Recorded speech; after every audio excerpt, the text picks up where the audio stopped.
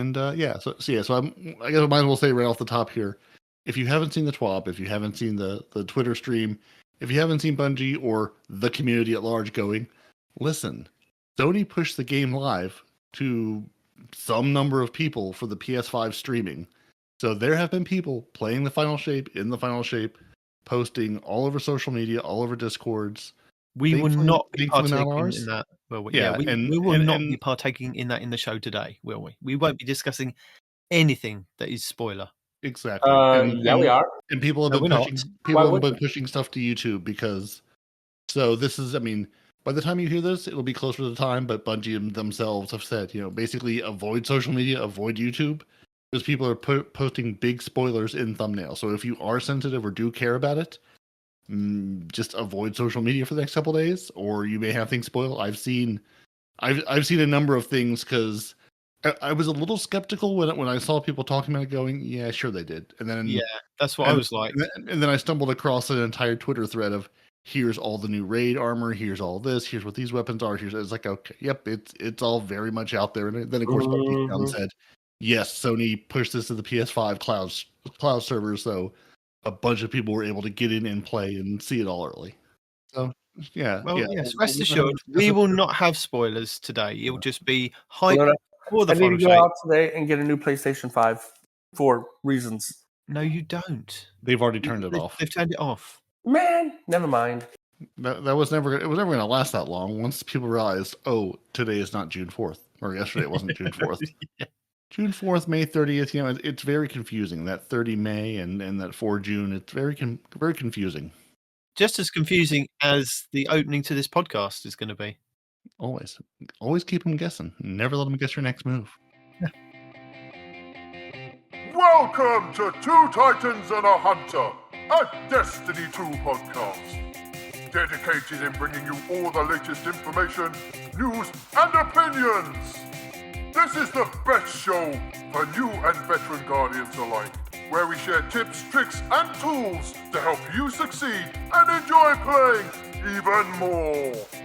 So with all that said, let me hand you over to your hosts, the Triumph Hunting Titan Nitedemon, the pink-panted pansy Peroty, and your Hunter Master Rager, Mr. No One Respawns in Real Life! So welcome to the show this week. I am joined by Respawn in hospital this week. He's okay, but his son's not feeling very well, so he's going to be joining us from his son's hospital room. Yeah. And returning from his exhibition to the... I don't know where he went, actually. Where did you go? You went somewhere. Not very far. Pennsylvania. He went to Pennsylvania. See, well, that's quite a way from wherever you live. Not really. It's just a little bit north. A couple hours. 3-4 hours. Yeah. Not too far. Yeah, that's like halfway across my country. If 3 or 4 hours. Yeah, we're the size of Texas, so, Yeah. So, yes, returning is Peroty. Indeed, I am. Hello. Have you managed to catch up on the 6 hours worth of podcasts and information that we put out over the last couple of weeks? I've caught up on the first probably 3.5, 4 hours at 1.5 speed. Yeah, so that's getting probably there. the best way. Chipmunks. Yep, chipmunks all the way. Chipmunks. I was also enjoying you at one point saying, "Well, we're 2 hours in," and I'm going, "We're only at an hour and 48 runtime." So there was 12 minutes of respawn stories that have been lost to time, sadly. There was a lot cut out of. Yes. Well, I know you don't listen to it, and it doesn't really matter because unless you say it on the stream and people care about it when they're on the stream, there you go. You're so mean to me. I am. I feel like I'm not even part of this team, man. You just have me here so you have somebody besides Titans on the show. I knew it. I knew it. Look, it's nothing to do with you being a hunter. Honest. No, it has something to do with me being me. I know what it is. I see. Yeah. I get it. So if Respawn sounds a little bit echoey today, it's because he's remote Respawn. Instead of hearing, "Your flight is now boarding, please move to gate 27," you may be hearing, "Paging Dr. So-and-so to the ER." Just that little flavor and texture. So you missed the Final Shape weapon tuning preview, Peroty. Is there anything that you've looked at and you feel that you kind of want to discuss this week, or should we just kind of move past your feelings? honestly, at this point, I'm going, what's going to happen is going to happen. Yeah. And I'm not really soaking it all in, just going, it's going to be live June 4th. I'm not going to spend a whole lot of time looking or fretting about it. I'm just going to go play it when it's available on June 4th. And just enjoy it. And let the internet and the world tell me, oh, this weapon's trash now, this weapon's good now. And I'm going to go, I'm still using the same 6 weapons I always have, so it's fine.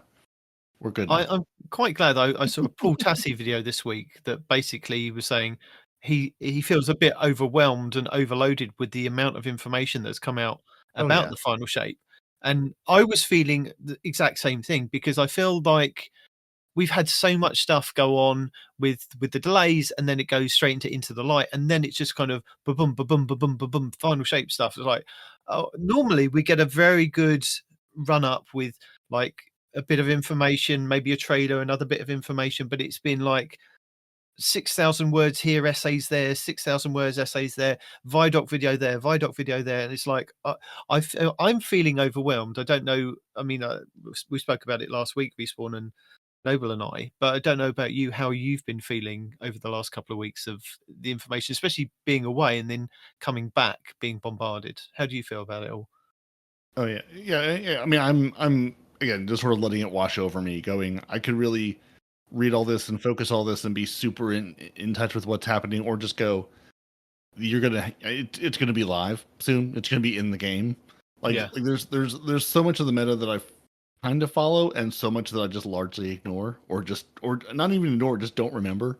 Going, there's too many parts and aspects of this game for me to remember what they've done to this, or what the shotgun pellet spread is now, or what this type of fusion rifle is doing now. And I'm going, listen, it'll either feel better or it'll feel worse, or people will go, oh hey, this isn't as good anymore. If you swap to this one, it'll be a little bit better. Yeah, it is just this like tsunami of information washing over you, going, oh, so you're going to tell us very little and then tell us everything in the last couple of weeks. Got it. And then it'll be live. Have an accident. Yeah, and then it'll be live before you know it anyway. So I'm going, I'll just sit here and enjoy it when it comes out, because all these numbers aren't going to matter until I have it in my hands going, oh look. And then you're going to give me a whole bunch of new weapons, so I won't even care about half these changes anyway.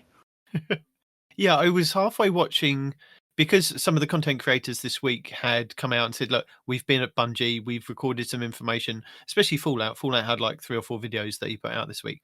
And I was kind of watching those back to back, trying to get a bit of information to kind of share on the show. And throughout the feed, it was like his video, and then it was like somebody else, like Trance, was going, Bungie have released it early. I'm like, have they? Is it one of these clickbait things? Right. And then somebody else was like, and I was like, I'm kind of half believing you. Sweatsickles put out a video, and then slowly, like as you said, Twitter was kind of popping off with like loads of different content creators going, no, this is a real thing. And then some of the Discords that I'm in were, be wary, spoilers. I'm like, oh God, there is a thing. What's happened? And then did a bit of investigation. It's like, Sony on their cloud system had let people play it, and lots of people have got quite the way through it. Some people had only got through kind of the opening cutscene or 3/4 of the way through. But if you were there doing it, you kept it very quiet to what you were doing to keep things kind of hush. Now, I was thinking about this, and if I had had access to this, I wouldn't have been in there playing the game. I would have been in there kind of doing, what's coming up next week, and finding out with the information of like, okay, can I get a list of like the Nightfall weapons that are going to be in the rotation that I could possibly tell people this week? Helpful information to share with the people that wasn't kind of spoilery. And I was thinking, would they have given us would that release have had the Nightfall for this week? Because I'm thinking it's going to be whatever the strike is, or if we've got 1 or 2 strikes would be quite nice. But yeah, just whatever the Nightfall is, because normally ramping up to whatever expansion or season that we've got, it's always kind of hush hush, and it's always a season redacted, and there's not much information shared. So I'm hoping, like later on today, because we're recording on a Friday this week, that the post that they put up with the Friday reset will give a little bit of information about maybe what the Nightfall is called and what is coming next week with kind of Crucible rotations. But yeah, it was very interesting to see some of that stuff. I did have a look at Trance's videos, because Trance wasn't very spoilery. All it did was I mean, it was just going over the name of the raid, which they've kind of released in the TWAB, which is okay, and some of the raid armor. And then in one separate video, he goes through what the season pass is, and it goes all the way up to like 200 plus, which is quite nice to actually see in action. And 200. The season pass. I see what you mean. Yeah, the season pass. And then light level. I'm like, the light level is going up to like 2020. No, that's a dev build, so ignore that 2020 in the. Oh, is it? Oh, yeah. They've already told us that it's going up to 2000 anyway. Yeah, 2000 is like probably the base light, like 1800 is now, but you can probably get up to like. No. They've already talked about all of this. Yes, that was weeks ago. That was weeks ago. Yeah, whatever. I've slept and breathed since then, so. But yeah, I mean, what was quite nice to see some of the weapons that's going to be in the season pass, and they do. I mean, I don't know if it's too much of a spoilery thing, because people were saying about what the first weapon on the track was. I think it was some of the guys from the actually been allowed to release some of the footage from Bungie, like Fallout, that the Red Death returns. And that's going to be the first exotic weapon that you get on the season pass. So you can, in Trance's video, you can see that as well. But like, we're going to be getting things like a grenade launcher and sidearm. And the sidearm that's coming on the season pass is going to be solar. And it's going to be one of those rocket sidearms as well, like the one that we've got, the Indebted Kindness, hand cannon, tracer rifle, machine gun. Yeah, on the season pass, which is quite nice. And I think in one of the screenshots, the actual origin trait for this season is called Radiolarian Transposer, which is rapid final blows cause targets to explode in a pool of radiolarian fluid. So really? Their own little kind of. But is that upon death? Because you just said rapid final hits cause them to explode in radiolarian fluid. It says rapid final blows cause targets to explode into a pool of radiolarian fluid. Right, but like, is it like ignition where they'll detonate, but they won't necessarily die? Look, I don't know. You're going to find out on Tuesday. Yeah, we're trying to have a discussion, and you guys are just like, oh, no. Well, we don't know. I don't know. I can only tell you from what, people have played with and things. Go find yourself some leaked footage, and then you'll find out before Tuesday. But you are my leaked footage. Well, no, there isn't. We're really not, because he doesn't want to, and I'm too lazy to go looking for it. I'm just going to find out about it anyway. But I will tell you to go and look at Fallout's videos. He's got like 4 videos, and I will link them in the show notes. Not for you, Respawn, because you probably won't look there, but for everybody else, they will be in the show notes, because it's the official stuff that's come out from Bungie, going over the exotic weapons, some of the exotic armor pieces, and some of the subclass changes and things like that. So, I mean, admittedly, he says he wasn't able to kind of go into a private server and test some of these things because everybody was trying to capture their own kind of footage for their channel. So it was like he could only do stuff by himself realistically. So, but it was really cool information if you do want to see some of the stuff before the final shape does launch. And yeah, it's not too spoilery at all. Tells you gun perks and things, how things are going to be working, which is quite interesting. Yeah, it's sort of like you. I came back and then I saw Fallout, and I saw, I think, Kimber Prime, and a number of folks said, hey, I got invited to a preview with, not at Bungie necessarily, but with Bungie, and was able to get in early and see things. I'm going, yeah, well, those were obviously sanctioned, and they invited those folks. And then I saw all the other people going, no, like this was put up for some population. I didn't at the time know who it was. Because I was, likewise confused, going, well, no, people were, of course, people were given a sneak preview to it so they could make some content around it to help build the hype and, help people go to those same sources for the information. And then it was, here's the Reddit threads of all the Twitter threads of all the leaked things that are going to be coming out. Yeah, I don't so much care about the spoilers because, again, I'm going to experience the game soon enough anyway. And I'd kind of much rather just experience it then. But having seen the stuff I've seen, I'm like, yeah, it's fine. I've seen it. It doesn't really affect my gameplay one way or the other. But what about that trailer that we got this week? Did you guys see the trailer? Which one, about Bungie? I mean, about 20 grenade or bust. Or are you talking about? I guess I should say which trailer, because there's a crossover trailer. No, not the crossover trailer. It's not in the TWAB. Well, why would they not put in the TWAB? Bungie, you had one job. I mean, I've watched a number of trailers, but I've watched them all this week, so you're gonna have to be a little more specific. Okay, the launch trailer, the launch trailer for the Final Shape. Yes. The one where everybody seems to be a little bit worried about what's happening with Zavala in this one. Starts off in the city with an apple, the little child with an apple. He's fine. He's gonna walk it off. He'll be fine. I don't think he is. I don't think no. I think this. I don't think this is the. I mean, I know that they replaced Lance Reddick with Keith David, and I know they said Keith, had some substantial lines, and there was a lot of story for Zavala to carry on. But maybe Zavala's story did naturally come to an end with the Final Shape. And see, that's what I was. That's what I said, and y'all guys are like, "Oh no, I know you did. I know you did. Yes, I'm going to give you props that you did say this, but in the trailer. It looks. Hold on, let me watch. I mean, I'm gonna mute y'all. Hang on a minute. We've got to wait 2 minutes for you to watch. No, I said I'm going to mute you and I'm going to watch. Oh, okay. Yeah. So you can watch while we discuss. Yeah, that was again the first moment I heard Keith David as Zavala. I mean, because Lance Reddick had a distinctive voice, but Keith David also has a very distinctive voice. And if you don't know who it is, watch this trailer or just look him up. If you've played, Saints Row, if you've played keep it in all sorts of stuff, TV and video games. Like that voice, it was weird. It was weird to me hearing his voice as Zavala, but also, I just immediately accepted it. It worked. Yeah. Like I think if they would have found someone who sounded sort of like Lance and try to do that, it would have been weird. But I think just having another distinctive voice, it's like, no, this is very much a change. This is a new voice actor for this character. And it was, again, it sort of hit me weird and made me, remember Lance all over again. And here we are. But yeah, it's definitely a dark. The whole trailer is fairly dark. Yeah, with a lot of Cade, which is quite kind of light. Yeah, lots of Cade. Ikora feeling a little bit, unsure. Yeah, unsure what's going on. Zavala maybe not having a great afternoon.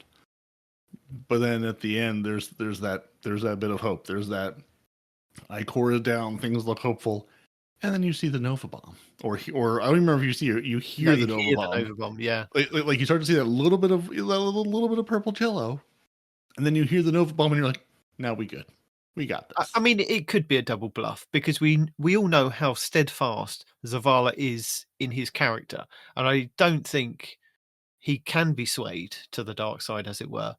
But they do play on that, on his kind of heartstrings of his story throughout that we've kind of seen, where we've kind of seen him lose his wife, and that whole cutscene where we saw him go from kind of newly resurrected Guardian to kind of who he is now. So, it could play on kind of things from his past to kind of get him to think it. And maybe there is a point where we do have to kind of bring him back, but I don't think we're going to lose him to the dark side, to be honest. But you never know with Bungie. They could just go that way. They could see it as an opportunity to take the story in that route to kind of be different. Oh, okay. Live Respawn reaction. Okay, first of all, Zavala, very dead. I mean, all right, no, and a couple reasons I'm gonna tell you why. Right, first of all, it's doing an homage to whenever they were overlooking Cade's body. Remember that when Cade died? Yeah. Well, now Cade's overlooking another body, and after seeing what Zavala did and noticing that Zavala is not in any of the combat scenes, like you see everybody in the combat scenes except Zavala, right? So, but I'm going to stop you there. What? Do you think, because the last trailer that we saw, and it was more of kind of Cade talking about how the Pale Heart was changing around him and all these different kind of going from nice to dark kind of thing. Do you think that might be a kind of flashback scene for Cade to see his own body, to realize that he's dead in a cutscene somewhere along the lines? Because that's what he was. No, but that's what he was draped in. No, but he didn't know. But maybe we'll see that how he gets to the point of knowing that he had died and now he's inside the Traveler. Maybe that little snippet is part of that kind of revelation. Know he died. Even when he was talking to months and months ago. When yes, but that's what I'm saying. Maybe that little snippet is him. That's how he knows he is dead because he's seen that. No, that's either you can't say no. It could be. I'm telling you, it's either Zavala It could be his. In any of the combat scenes, or it's Crow, and Cade's going to come back and take Crow's spot to go full circle, right?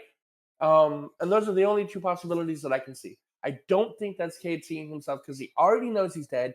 And there's two places we've seen him that say that. One when he's fighting Crow, the other when he's having the fireside chat with Ikora, right? Cade knows he's dead.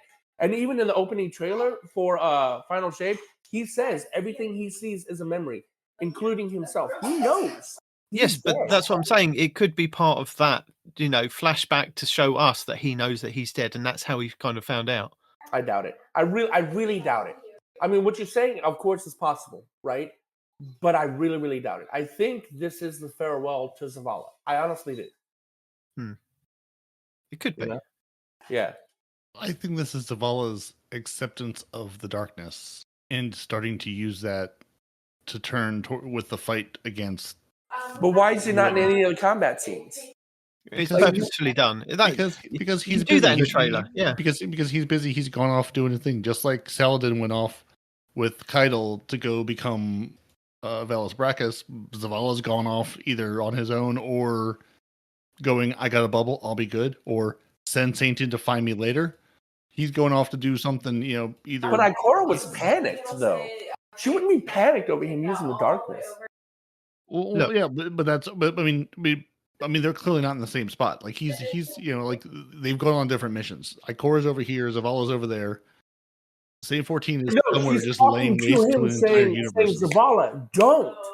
Like she's talking to him. They can't be in two different missions if she's talking to him. That's true because there are no radios in the Destiny universe. Okay, smart ass. Look, she wouldn't be. No. This is me agreeing with you. Darkness, Oh, I see what you mean. I'm going to put it out there. I'm going to put it out there that that whole trailer is completely just messing with us as players who are invested in that story. And do you remember a film called Executive Decisions? It was a film starring Kurt Russell and what's his face, the Under Siege guy, Steven Seagal. So it was Kurt Russell and Steven Seagal on. I think it was on an aeroplane thing. And the whole trailer was built around Steven Seagal being this action hero and fighting through it. And literally, spoilers for anybody that hasn't seen that film. That was made in the 80s. Steven Seagal dies within the first 10 minutes and the rest of the film is all about Kurt Russell. But the trailer made you think that Steven Seagal was the hero throughout the whole thing. So just... When terrorists seize control of an airliner, an intelligence analyst accompanies a commando unit for a mid-air boarding operation. Yeah. And dies immediately. Yeah. Yes. So Samuel L. Jackson in Deep Blue Sea as well. Yeah. 100%. But I still stick by what I said. Also, this is a deep loving cut. the fact that Cade and Crow are fighting together, right? And I know a lot of people still hold a grudge against Crow, looking at but you. Cade doesn't. Right? But that's exactly what I'm saying. Cade isn't like that. Cade knows that if a hunter loses a bet, it's just because, he lost. Cade doesn't harbor a grudge against Crow. He knew when he died that Crow wasn't himself. He never harbored a grudge against Crow. We did. So the fact that, he's working side by side with Crow tells me that, well, not tells me, but it's just, can we talk about how good the team that makes these trailers are compared to the rest of the game? This is why I desperately want to see TV or movies from Bungie about the Destiny universe. There is so much good storytelling talent and so many good stories to tell. This is what we want. Bring it to us. So yeah, trailer. Pretty cool. Trailer. Lots of stuff going on in it. Lots of people getting sliced in half. I was watching a lot of stuff like lore-wise. I don't even know how I got caught up in the lore funnel this week, but like they were talking about how we all knew Ikora was a strong warlock, right? Yeah. But the fact that she holds the record in the Crucible and we ran out of medals is because of Ikora. She invented that. Well, not invented it. They had nothing to give her for how good she was in the Crucible. So they came up with the we ran out of medal because of how good she is. She even beat Shax in the Crucible in a 1v1, right? Yeah. So, I always knew she was strong, but I never really got into her lore, right? I also didn't know that she was clairvoyant, which is apparently a rare thing that's in warlocks, And yeah, dude, like we get to see her in combat again because last time we saw her in combat, she just swung a Nova Bomb at something, right, at a ship and kept going. But it looks like we get to see her like in combat, like in the fray, and I'm kind of looking forward to that. Warlocks, shut up! I know I'm talking good about a warlock, but I want to see what Ikora can do, man. Now, do you think that this time that they will actually be fighting alongside us? Because this is what the Destiny community has asked for a very long time. NPCs actually going along with us in a mission rather than just kind of the voiceover lines that we hear going, well done, Guardian, you've done well killing that person that was killing me, but you didn't see me off screen. But yes, you've done it. You've completed the mission. Rather than that, them being actually alongside us. Do you think we'll actually get that? Yeah, I mean, look at what happened to Cade during Red War. Cade fought alongside of us. He even lost an arm, right? We had a mission where we had to go track down Cade because he lost himself in a bunch of portals. And then during the Forsaken, we fought with Cade through that prison until the end, right? So Cade, we fought alongside of, and that might be another reason why even non-hunters love Cade, right? Because Cade is there. Cade is awesome. So if we can get the it could be because it's Nathan Fillion. Absolutely because Nathan Fillion, but I'm trying not to be biased here. Okay. Yeah. I love Cade. Yeah. I mean, and like in that launch trailer, there's clearly, that the nondescript person that flies down with all the other Queen's Guard is clearly meant to be the Guardian, but is that just in the trailer, or do we then continue this fight alongside Ikora and others in the Traveler? That would be awesome. It would be nice. Like it would be nice to fight alongside them for once, but I don't know. I'm hopeful, but not. But I'm guessing it's just going to be a trailer, and they're going to go, all right, now go take the fight to them. We're going to be somewhere else. Yeah, I'm just so excited to play it, and I'm excited to play with the new Prismatic subclass. I'm also excited of the buildcraft possibilities that I've got more excited whilst playing Onslaught to kind of put together, knowing that they're going to ramp up the difficulty with the final shape and how we kind of do missions and how we do strikes and things. Because I think in one of the Vidocs, one of the designers for the new Nightfall said that they want it to be the toughest Nightfall ever, and they love Nightfalls. And I'm like, no, I struggle with some of these Nightfalls. If you're going to make it even tougher, that's going to make it even harder for me. I'm probably going to be crying within the first 5 minutes, but I'm going to love it at the same time. So yeah, it's just, I'm not so happy about all the new weapons because I know, well, I'm not even going to have 100 spaces. By the time I've put the exotic weapons back in the vault that I've just deleted to make space for Why would you put them back in the vault, dude? You don't need them. The Red Death, I think, is going to be game breaking. Look, I've told you, if I can't see them, I don't own them. I need something alongside my vault. I need to go exotic collections and then vault, and it needs to be, I can see them all together. That would help. That would help me anyway. Well, you're only going to need 2 exotics this coming season. 3, right? You're going to need the Red Death, right? Yeah, that I get. So that's another extra weapon, yeah. The heavy kinetic, not fusion rifle. What's it called? Oh my god. The only kinetic weapon we have in the game, man. Trace rifle? Trace rifle, yeah. That, and then I can't wield 2 exotics, though. We've got no, but you're only going to need the 3. One at a time, depending on what you're doing, right? But I think Red Death is going to be super broken. People are already disagreeing with me, but I mean, the Red Death. Oh, I think Fallout's already said it in his video that Red Death is broken. Did he? I mean, then yeah, Fallout's on point. Because I mean, all the things that Red Death is going to do, people are like, "Oh no, it's just like the Crimson." It is not like the Crimson, dude. What?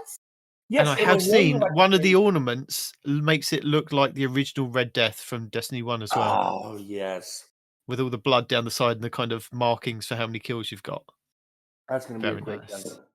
And I did call it. I don't know if it was already out by then, but I did call it. The new exotic does work with the Celestial, and I'm like, oh, you did, my yeah, God, you did call it, and yet Fallout confirmed that the Still Hunt, isn't it, the sniper rifle? Yup.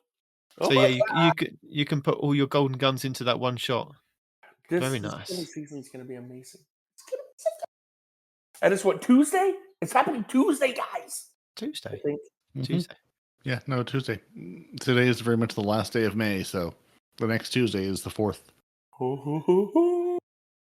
So, do you want to talk about some of those weapons that we were talking about last week, Respawn? So, I will link Fallout's video. Legendaries or what?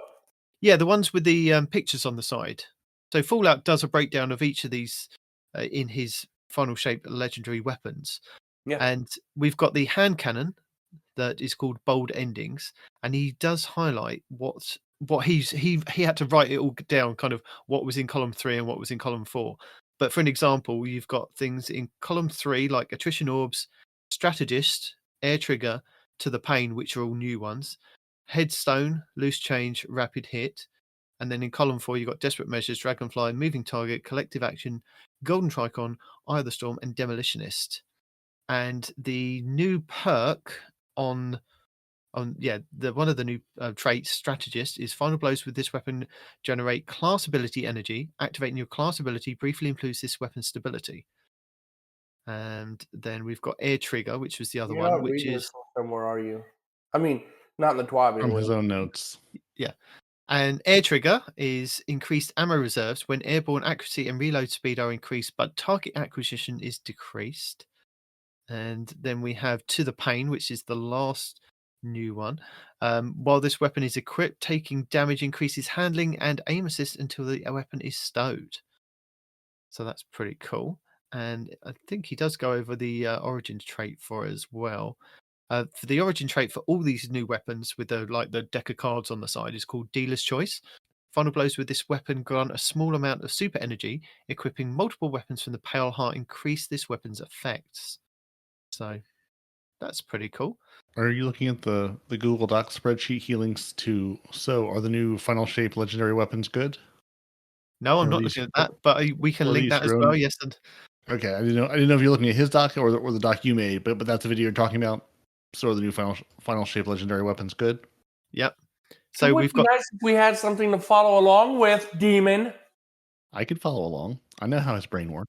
look, yeah, and then we have the shotgun, which is a precision frame shotgun, and that's called Someday.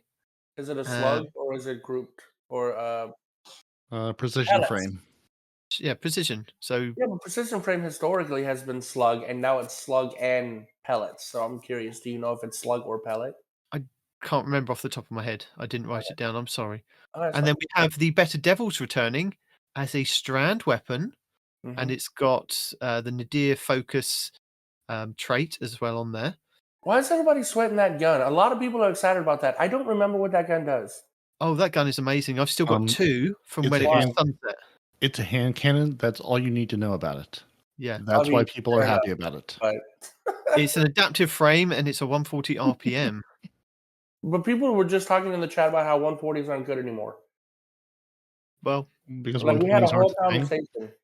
You know, Look. so like why? No, I'm legit asking you why are people excited about it? I don't Why know. don't It we was just a because- good hand cannon. I because kept 2 of them. Yeah, because it's a hand cannon. People in this game love their hand cannons. I don't understand it, but people love their hand cannons. That's why they're excited.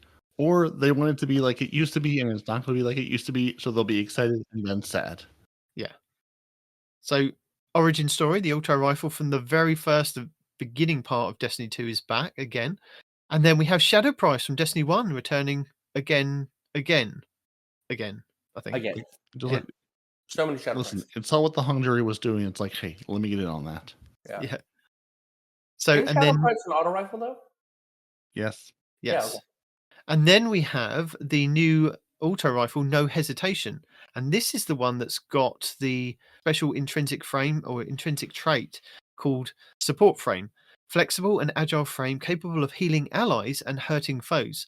Harming targets builds up a restorative charge. Hip firing at allies while this weapon is charged heals them with rapid healing, increased weapon damage, and bestowing restoration to your allies. And apparently it was one that they used in the Vidoc, which is pretty cool. And Fallout only got a short amount of time to play with it.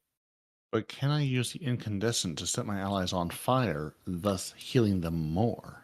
Well, Yeah, I don't know what it actually rolls with, because Overflow and incandescent are part of the rules. I'm looking at Fallout's Yeah, I know, but how spreadsheet. does the? Okay. Oh, you mean like all damage heals allies, including incandescent? Is that what you're saying? Well, no, it's a bit like the Lumina hand cannon. It can fire out like a noble rounds kind of thing to heal your allies, but you getting more damage on an opponent will kind of overheal and give you restoration. And it like Peroty was saying, that it kind of comes with incandescent and So if you ignite your friends, that'll just give them cure instead of a heal. no, you don't ignite your friends. That's what I would like. I would like. Yeah, I mean, that's what I'm saying. I mean, I've spent the last 10 years throwing grenades on my friends or hitting them with telesto bolts. Like, let me do something and actually have it be advantageous to them. Yeah, light them on fire. Let's do If it. I shoot you with the rocket, let the rocket heal you versus blowing me up. Or your sacrifice could be the healing, right? You still die, but they get to heal, right? There you go. Oh yeah, so yeah, it does. Play, brother.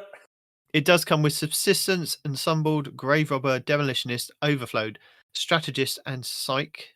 And then in column 4, incandescent, attrition orbs, frenzy, disruption break, circle of life, desperate measures, and surrounded. Disruption break on an auto rifle? Yeah. Distribution break is what he has here. I don't know if that's Okay. a typo or if that's a different. Well, then what's distribution break? Is that a new book? I don't know what distribution break is off the top of my head. Fair enough. It might be one of the new perks. I know the circle. Like Circle of Life, Strategist, and Psychic are highlighted. Like I'm assuming those are new perks. Yeah, Circle of Life is definitely new. Yeah. Yeah. All right. Well, we'll find out come Tuesday, I guess. But the subsistence proc when healing your allies. I would hope so. Listen, there's a gun in Borderlands you could shoot your friends with to heal them, and you could just scream, "Come back here! I'm shooting you with bullets of love." That's all I want to do in Destiny now. I just want to shoot you with bullets of love and heal you. Yeah, I don't know if that's meant to be disruption break, because I can't find anything currently in the game which has got this. Yeah. Seems So like I'm thinking, an might be a autocorrect. typo. But again, even if it's disruption, no, that is good on an auto rifle. Yeah, no, I'm dumb. That's the shield popping one, right?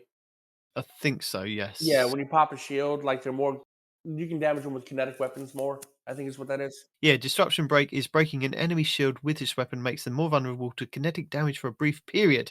Yeah. So yes, you are correct, sir. Then we have a fusion rifle, which is the green-looking one, which is called Axial Lacuna. I love how it's like the green-looking one. He's the only one that sees this crap, by the way. Well, no, but they put pictures in like the stuff that we discussed last week. Oh, last week. Oh, okay. We talked about these weapons, and if you follow along in the Fallout video, he's got pictures. He's got animated pictures. No, I know. Video. Sniper rifle. We've got an adaptive frame sniper rifle called Embraced Identity, and that is Void. And then Hush is back. Yeah, but they've already nerfed its perk out the box, so. Well, because it's Gambit, and they're not allowing anyone to have fun with anything in Gambit. I reckon it could be a Nightfall weapon, the same as the Shadow Price, because that was a Nightfall weapon, wasn't it, recently? I do believe. Come on. Yeah. Back me up. Shadow Price was... Yeah, 100%. No, it was a Nightfall weapon, yeah. Yes. Yeah, they're adding, the Strategist perk and the To the Pain perk in column 3. So whatever those are going to do, those are new perks coming to it, and it's got a big perk pool. We've got the machine gun from Pro Memoria. That's an aggressive frame. Apparently, a lot of people are hyped for this, and it's a strand weapon. False Idols, which is the sword, the one that you like the look of, Respawn. Yeah, I do. There you go. So you remember that. You've got it in your brain. You're remembering the pictures. I remember that one sword because it sticks out. I'm trying to look for the weapon preview, but I don't see which one it was in for last week. It wasn't in last week's TWAB. So no, it was on the. You have to go to click to I want to purchase the final shape, and it's on the final shape page. Remember?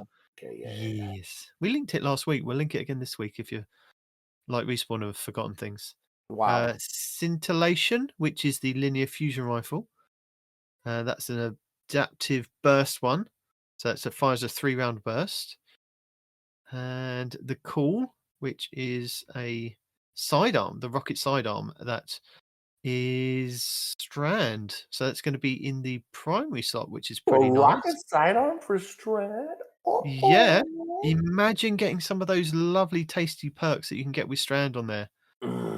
Yeah. Yes. And then we have. That's it. That's all of his things that he goes over in his video, which I will link in the show notes. I'm interested to see the rocket sidearm stuff because I do like my indebted kindness, and I want Slice and the one where it spawns the little threadlings. I was going to say isn't that Slice, but no. Well, no, Hatchling. Slice and Hatchling. I want Slice and Hatchling. Hatchling, you're thinking about, yeah, Hatchling on that could be quite no, nice. I want them both. Yeah, precision final blows or rapidly defeating targets with this weapon spawns a threadling at the target's location. Yes. So yeah, like rocket sidearm with that and Hatchling. Very tasty. And then with the solar one that's coming on the season pass, if that's got incandescent on there, explosions and fire and yeah. Are you gonna use solar one too? Yeah, that's on the season pass. Shh, don't tell anybody because that's part of the leak stuff. Shh, don't tell anyone. Although that's not really spoilery if we tell you that it's just a weapon. You go and find the stuff. You spoiled the weapon. I didn't know. I've been spoiled. But you're happy now that I've spoiled it for you. Listen to your little voice. You're like, oh, fire sidearm. Yeah, fire rocket sidearm, sir. Yeah, fire rocket sidearms. Don't nerf this from me already. It's a fire rocket sidearm.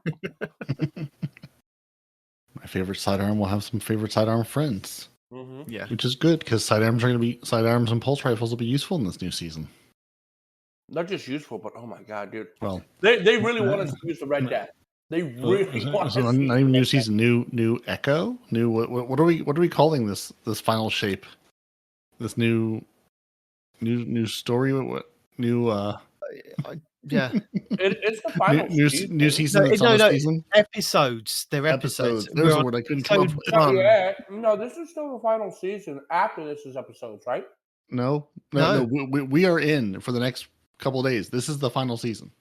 Season of the Wish is the last season. It's episodes from then on out. Episodes or echoes or whatever.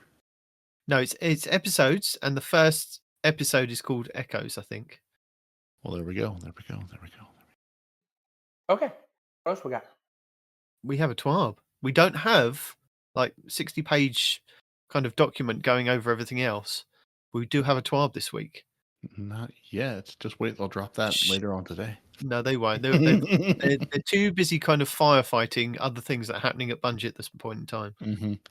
But yeah, your episodes are Echoes, which is what we're getting literally 2 weeks into it. Then Revenant, and then Heresy, like further on in the year. So there you go. Instead of 4 seasons, we have 3 episodes this year, so they'll all be a little bit longer. Yes, I do like longer time to kind of get things done, not kind of get to this point in the time and realize that I haven't done enough deep dives to kind of get one of the emblems that I've been missing. Like, I've now got to play deep dives until my brain hurts. So yes, we have This Week in Destiny for the 30th of May, and we are just here days before the Final Shape launches. And Echoes, which is our first episode. And again, we're going to reiterate what Bungie have said. They recommend being very careful on social media over the next few days to avoid spoilers, because there are things that are out of their control that their overlords have kind of let go and leaked. Sony said, you don't want to give us exclusive weapons? Fine. We'll just leak the entire DLC. Yeah. So yes, thanks to the PS5 streaming service, there are lots of spoilers online, and we will not be spoiling anything for you apart from a rocket sidearm that I've just bought for Respawn and everybody else listening to this a day before it goes live. So there you go. So thank you to all the community members who have already helped Bungie by reporting leaks and those actively working to prevent more of the experiences being shared before it's intended. It's always extremely difficult when our team's hard work is leaked early, but we're still excited for everybody to experience the full release on June 4th. And I'm excited just as much. I can't contain myself. So we're going to have to talk about stuff that's in the TWAB to keep my mind off of the Final Shape. But that's all about the Final Shape. Like how in This Week in Destiny, we're just days away from the Final Shape. Are you ready? Just like that. Just like there's a Destiny 2 Dungeons and Dragons collaboration. Shut up! I know. And like Monster Hunter. If you look at not a collaboration, but if you look down in the weekly art, there's a Monster Hunter artistic representation of the Wish Dragon, and I just made that my phone's background. Yes. Anyway. Very good. Yeah. Well, there's also a Final Shape artifact preview. Ooh. And some Raid World First details. Oh, you need that Respawn.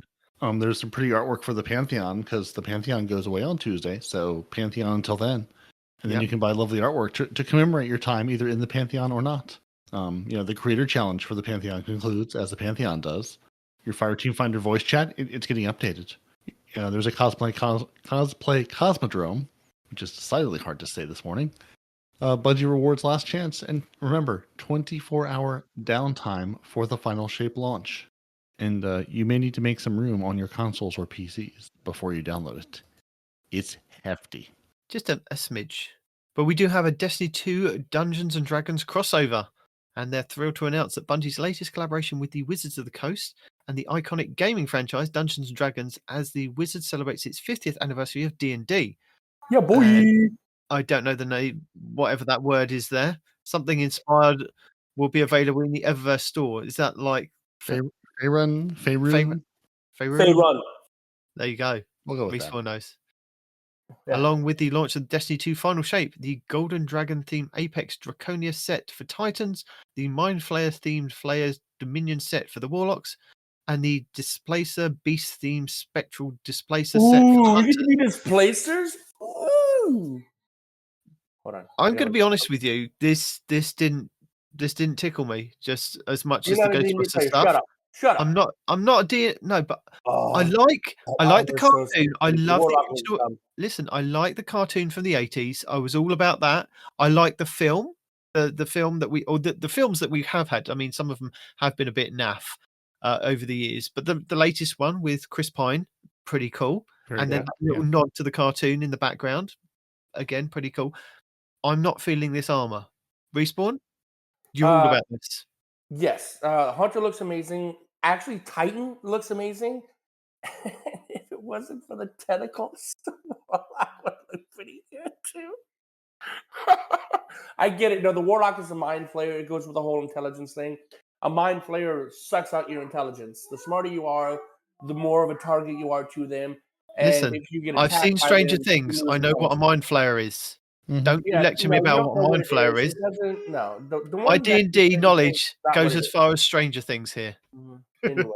So the Warlock is an octopus, the Titan's a fish, and the Hunter is a leopard. I can't come up with an aquatic animal that looks like. No, it's not aquatic. It's a leopard. It's a leopard, and the little appendages create illusions that force you to attack the illusion instead of the yes, you remember in the maze. I remember the maze with Chris Pine. Octopus, fish, kitty cat. Got it. Yeah. Hold on. How you seeing a fish? That was a dragon, brother. That's a golden dragon. That is one of the coolest dragons in D&D, and you're calling it a fish? I'm looking at the trailer when in the clip where they're walking through the door in the armor, and the Titan's gold, and the octopus, the Warlock is purple. That's not a fish. And the Hunter is red. That's the frills on the golden dragon, dude. Sure. You're literally one of the coolest creatures in D&D. Dragons are above everything else in D&D except for like some of the demon lords, right? Oh, I see your tentacles. And the multi-headed dragon is, quote, kind of a demon lord because she guards the last level of hell. But you are a golden dragon and you're calling it a fish? You should be disrespected for that. I mean, I'm just saying, in this clip, those look like scales. Those look very similar to the armor we got in the Season of Deep. Yes! Yeah. Yeah, so in my brain, that says fish. Fish scales he's talking about, not scale dragon scales. I hate you both so much. Yeah. Well, I mean, to be fair, it's also not a very good look at the armor. It's in the distance, and it's not a great look at it. If you buy the Adventurers Pack bundle, it will include a Queen of Dragon ship, the Owlbear Chariot, and the Eye Tyrant Ghost Shell. I do like that. More cosmetics include the Big Beast Fist Finisher and the Natural 20 emote, and these which will randomly roll each time it is used as the fate designed. Mm-hmm. I'm buying that 100%. In addition to the in-game item, the Bungie store will also be offering the Eye Tyrant Beholder Ghost Shell vinyl figure, inspired by the infamous floating gaze monster from the D&D universe. Mm-hmm. Yeah, looks like the thing in the film. Pretty cool. Yep, kind of a terrifying thing to fight if you never fought one. Can't say I ever have. No, no, I haven't. You should though. Y'all really should get into D&D. I'm sad, kinda. Anyway, I mean, Well, we're not making all any. awesome things. We're not trying not to get into it. Yeah. Just Look, saying. we already know my struggle about playing Destiny and doing a podcast for the lovely listeners.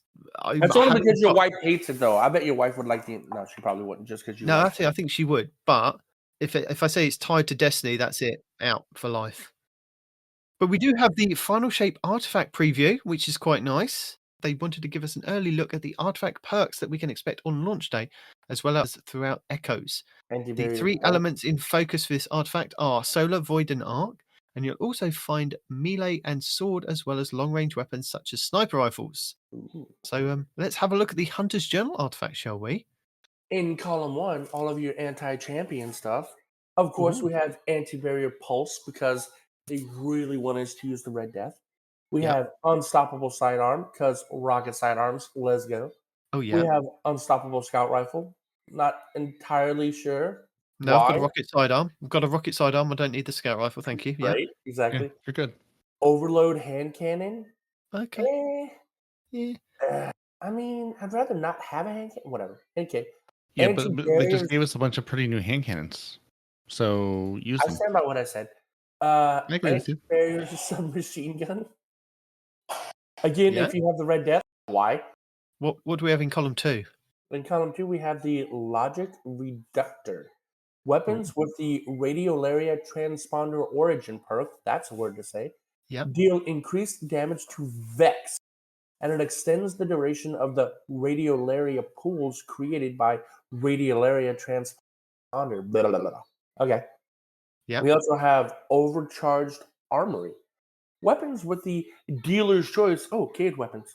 Weapons with the Dealer's Choice Radiolaria Transponder Collective Purpose. Golly!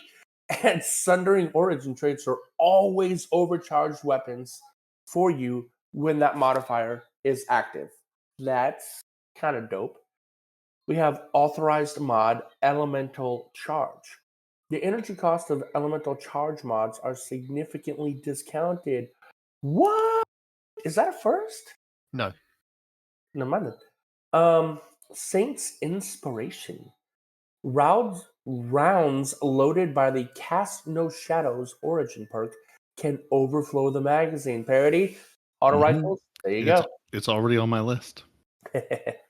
Winning Hand. While using weapons with Dealer's Choice origin trait, combatant precision final blows or rapidly defeating combatants cause the target to explode, dealing solar damage to nearby enemies. So hold on, because Dealer's Choice also creates Radiolarian pools. So it will create a solar detonation and a Radiolarian pool? If you have this mod equipped. What? Cool. Having several equipped weapons with the Dealer's Choice origin trait increases the effect of the explosion. Oh my goodness. Does the Dealer's Choice create the Radiolaria pool, or is that just the Radiolaria transposer that creates the pool? Well, isn't the Radiolaria transposer on the Dealer's Choice weapons? I don't know. I can't remember. Okay. We'll find out. I mean, they're saying Dealer's Choice is an origin trait, so I'm guessing it's either one or the other. You're probably right. We'll find out. Rapid final blow. I'm sorry. Column 3. Elemental Siphon. Rapid final blows with a kinetic weapon or a weapon matching your equipped super. Notice I said equipped super here, not equipped subclass. Yeah. Okay. Because we've all changed. Yeah. Yep. Equipped super. Create an elemental pickup that matches your equipped super. Overload Sword. That's what I'm talking about. Landing consecutive hits with a sword. Landing consecutive hits with a sword you are wielding disrupts combatants, stunning them, delaying ability regen, and lowering combatant damage output. Strong against overload champions. Additionally, swords are always charged when that modifier is overcharged. Active. They're overcharged. Sorry. And my sword build, amazing. Yeah. So I'm gonna need you to change the hours that you're playing. Yep. Yep. Creeping Chill. Stasis weapon final blows against slowed or frozen targets release a burst that slows. Press the advantage. So hold on, wait. So if you have a weapon that's got, for example, headstone, you create that crystal, right? So when you kill him, you create a burst that slows, and you create that crystal, and you can shoot that crystal to do AoE damage. That sounds like a really good combo for stasis. It does. Press the advantage. Breaking a combatant's shield grants increased weapon stability, handling, and reload speed. Swords gain increased guard resistance. More sword stuff for me. Thank you very much. Yes, indeed. Threaded Blast. Destroying a tangle with a strand weapon creates a larger and more damaging explosion. Yes. More of that, please. Now we're in column 4 for those of you paying attention. We have Counter Energy. When you or a member of your fire team stuns a champion, you gain energy for the least charged ability. Blade Stamina. Tell me more sword stuff, please. Well, Blade Stamina might be up your alley. While rapidly defeating combatants with a sword, you refund some ammo, and I really hope that stacks with that sword perk where rapid swings get you sword ammo on top of that. Can't remember the name of the perk. Hopefully. Relentless Strike? Yes, that one. Landing 3 light attack hits within a short time gives you sword ammo. So that's But going to be you're not going to be swinging your sword. You're just going to be standing it with it held up in front of you. So that He'll shouldn't be be of any interest to you at standing all. I'll be swinging it. Void hegemony. Homogeny. While you have a Void or Prismatic subclass equipped, defeating weakened targets provides a small Void overshield. Overshield. Radiant Orbs. While you have a Solar or Prismatic subclass equipped, picking up an Orb of Power makes you radiant. All right. Galvanic Armor. While you have an arc... What? Just, continue.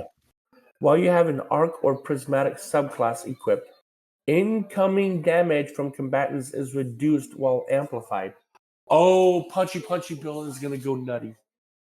All right. So, Prismatic... column 5. Sorry. Yep. Prismatic Transfer. When you cast your super, each member of your fire team with a super type different than yours gains a bonus to weapon damage. Ooh. Now, is there any more sword stuff that I need to be aware of? Well, there's something called an Argent Blade. Maybe that'll help out. Okay. While you have an armor charge, dealing damage with a sword consumes an armor charge and empowers your sword for a short time, granting it bonus damage and energy recharge rate. Cool. Yeah. We have the Expanding Abyss. Void sources deal increased damage to weakened targets. Shield Crush. While you have Woven Mail, Frost Armor, or a Void Overshield, your melee recharges faster and deals increased damage. While you have Amplified or Radiant, your grenade recharges faster and deals increased damage. Love it. Let's see. So, with Prismatic, can you have one from each? Can you have like a Frost Armor and be Radiant without having to depend on your teammates? I don't know. Somebody will figure it out. Yeah. And last, and maybe not least, we have Transcendence. Gain increased grenade and melee damage while Transcendent. Weapon final blows while Transcendent. Refund light and dark energy after Transcendence ends. I'm guessing that's the quote super with Prismatic, I guess, being Transcendent. I don't know. But yeah, there we go. That is it for the seasonal artifact. Prepare accordingly, Guardians. Well, I've got a couple of questions for you guys because we seem to be dealing with Vex quite a bit in. I know it's going to be in the Echoes. Well, I think it's in the Echoes. Is that we're dealing with Vex, but it seems to be kind of at the forefront of a lot of things, especially seeing as we're getting an origin trait that is dealing with a lot of Vex stuff as well.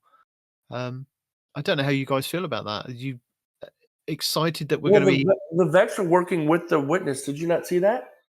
Are they? Are they? Yeah. Or is that just the episodes afterwards? Whatever. At some point, the Vex and the Witness will maybe not be working with each other, but going towards the same goal. So, but yes. Yeah, that's the thing, brother. And the other thing I was going to ask you guys, that every season we get like a new artifact, and on that artifact it has like different perks, well, different mods that enhance the traits for like whatever the weapons are. So with the radial layer and transponder and collective purpose and the sundering origin traits, they're being overcharged with this mod, overcharged armory. I'd like to see some of the older artifact mods to come back so that it gives us purpose to use those old weapons, because I feel like they kind of just get forgotten about, although they are some of them still quite good. Don't have origin traits though. No, but like we have had when we've had like origin traits that synergize with the artifact that say like this will enhance these weapons this season. Like I get mini that. Rockets out of the exotic auto rifle, the little mini rockets that fire out. I think so. Yeah, it's like, but yeah. So I'd like to see some of those come back. Like, I don't know, because this is going to be expanded upon, isn't it? This artifact. So as we kind of go through the episodes, we'll get more in column 1, 2, 3, 4, and 5 that kind of expands. We keep the same artifact for like the year, but it will just kind of expand and they'll add more to it. Yeah. So what I'd like to see is more of kind of bringing back some of the other kind of mods that would help the older weapons that we've got over the years. You know, just throwing it out there. I mean, that would be really convoluted. I see what you're saying, but you're asking a lot. I would prefer them just go back to what they did the one season, where you could potentially max out your artifact depending on how high your level gets, instead of just giving you a set number of, 12, right? Because remember the one season where you could potentially get all of them? I liked that. And when they immediately took it away the next season, I was a little peeved about it. I think that's good. If you have the ability to grind out that artifact and just have them all active at all times, let us. Because this season, I mean, I am by nowhere near the highest level, but I'm like level 250 something, right? So I would absolutely have the whole thing, turned out by now.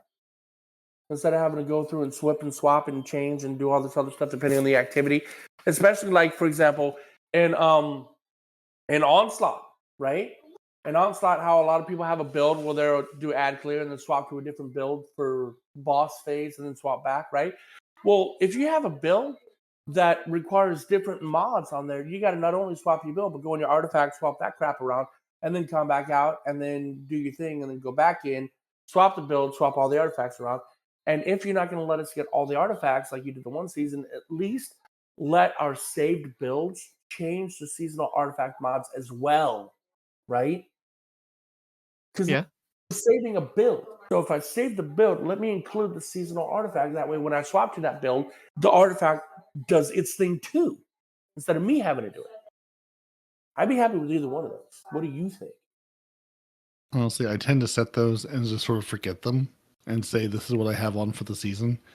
And then I just sort of roll with it. I don't really tend to swap the artifact mods around a whole lot. I basically say, what are my anti-champion ones and what are some, like the ones I'm excited about are like the Saints Inspiration one, because I love an overflow of anything, and things that synergize with the origin perks I really like. And that Shield Crush one, where it's basically, no matter what you're running, you're going to have either a faster melee charge and damage or a faster grenade charge and damage. And I like just sort of having those like neutral game, I can just go and play and murder things and I'm getting a benefit from it. Yeah, but if you're using two different builds like Solar and Strand, for example, what makes those builds even better are some of the artifact mods, right? Like I'm not. I agreed, but like But I'm also like, I'm not out to min max everything. I'm going. This will give me a perk or a benefit, and if I'm switching activities or switching a subclass around, Yeah. I don't really mess with it because whatever little benefit it's giving me, I'm just not that concerned with. Now, granted, but- I'm also not doing day one raiding or a lot of GM nightfalls and stuff. But no, I mean, it's not, okay. I get what you're saying, but like, what if when you would set it and save it, right? I understand you don't want to go back in and keep doing it because why, right? You said having a little extra damage here or there isn't worth it. But for example, when you're doing solo activity, you equip the mod that gives you an extra 30% damage. That's a lot, you know? Yeah. So Yeah, being no, able to swap definitely. over to like a solo build, you know, and it automatically changing the mods to your solo setup instead of you having to remember to go back and do it would be beneficial, even if it's not something that you focus on. Just having it do that for you would be, you know, just better off. You know, it would make like even the casual player a lot easier to swap your builds around and things like that, and it'd still be quote worth it. You know. So I mean, I don't know. I see your point, but just saving the artifact mod to your build doesn't seem like that big of a stretch to me. Nice quality of life improvement for sure. Because we can save the way our armor looks. We can save our armor mods. We can save our subclass. We can save our weapons. We can save everything to a build that'll input all that stuff at a click of a button, except the artifact. And I'm like, you know, it seems like a missed opportunity. I mean that's one of like, you know, a pile of nice quality of life changes. It sure would be nice if Destiny would. Yeah. Yeah, I mean, I agree with you. It'd be great if you could just say, yeah, like this is my solar build. Put on all the solar mods. Hey, this is an arc build. Make sure I've got all the arc things and the artifact working in my favor.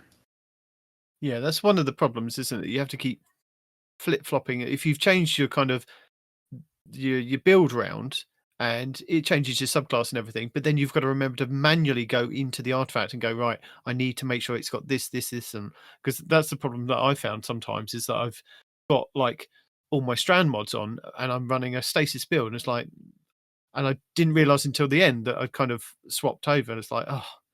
Yeah. And it doesn't just give you a bonus. Like you notice a big difference. Like if I ever get to change my solar mods back to my strand mods and I'm running my Beyblade build, you notice a significant difference in how often you get your abilities back. I'm like, what is going on? And I'm like, oh crap, I have solar stuff on, you know? So I mean, it is a noticeable difference. It's not just like a small thing. No. But did you know that there are details about the Salvation's Edge No, if you can't say it right, you can't be part of the team. You're right. Salvation's Edge, Warlord's Ruin. We're right back to where we can't stalk anymore. Yeah. Can't stalk anymore. Exactly. So on June 7th at 10 a.m. PT, Brave Fire teams will look to become the first to complete the new raid and take home the coveted world's first raid belt. We won't, and it'll probably be Salter Grappo and his team, whichever team he's assembled this year. So good luck to him in beating Datto again. And they've got some key details to help you planning out and including requirements for raid entry and updates to the world's first race completion criteria, because there's criteria for it. So details. It's going to be contest mode and it's going to be enabled for 48 hours. Surprise, You will need to be at 1965 power level to be at the cap throughout all encounters. Wait a minute. No, that is a change. Hold on. Wait. No, it's not a change. Wasn't contest mode usually 24 hours? Way back. They changed it to 48 hours. The last couple of them 48. Yeah. Oh. So the entry requirements for you, Respawn. Completing the Final Shape campaign and the Wildcard Exotic quest is a requirement to launch the raid, but only the fire team leader must meet this requirement. A fair warning for any members of the fire team who do not complete the Final Shape campaign before jumping into Salvation's Edge. The raid contains spoilers. So complete the campaign. Be good and do that. And I believe the Wildcard... It's exotic. No, the Wildcard Exotic quest. I think you'll have to pick that up from a vendor before you go in. You have to complete it. It says no. Complete the campaign. Says completing the Final Shape campaign and the Wildcard Exotic quest. Okay. What? Yeah. Well, I'm just saying that it might be that you have to pick up the quest to enter. All right. Okay. Completion criteria. They have changed the way that they track and recognize the world's first completion of the raid. Fire teams will no longer be required to return to orbit to finish the raid. The first fire team to finish every encounter and loot the chest, or loot the final chest, will be declared the world's first and have their victory immortalized with the Salvation's Edge world's first raid belt. Similar to Crota's End. Isn't that how Dotto when somebody lost? Because they completed it first, but they weren't the first team to go to orbit. Possibly. Isn't that how somebody lost? Yeah, I think that's probably why they're making that change. Maybe, yeah. That makes more sense, doesn't it? It should be the team that opens the chest first. Absolutely, yeah. Should be the not even that. Not the guys. I think whoever kills the final boss first, right? That's no, it should be. No, but I mean, it's only a short period of time that once you kill the final boss, the chest pops up. So yeah, it should be at that point that the chest opens up, because you never know. You could be dancing around in there having fun. That's what I'm saying. And sorting out your inventory to pick up what is on the floor before you go to orbit. Yeah, fair's fair.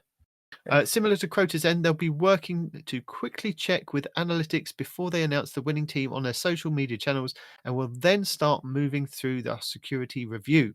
They don't want to make everyone wait around while they dig into this data, but if they do find any cheating or violations have occurred, they reserve the right to disqualify a team and crown the next fire team in the line world's first, even after an announcement. So be careful, Salter Greppo. Yep. And no racist names in your fire team, because that's how one team got their stuff taken away. Is one guy had what was considered a racist name. So don't be that guy. And as they mentioned last week, they're partnering with the Twitch rivals on the world's first race broadcast, covering some of the streamers participating in the race, with commentary conducted by the returning host, Professor Broman and Rec1568. And if we're creators and you're creators and you're looking to be part of the event, sign-ups are open until June 3rd at 5 p.m. PT. And remember to link your Bungie and your Twitch accounts so that you can receive rewards. Registered and approved creators will be provided with the following exclusive Twitch drops while the world's first race is taking place. So Standing Salvation Emblem, you've got to watch at least 2 hours of any Destiny 2 streamer, active between 9:30am PT on June 7th and 9:30am PT on June 9th.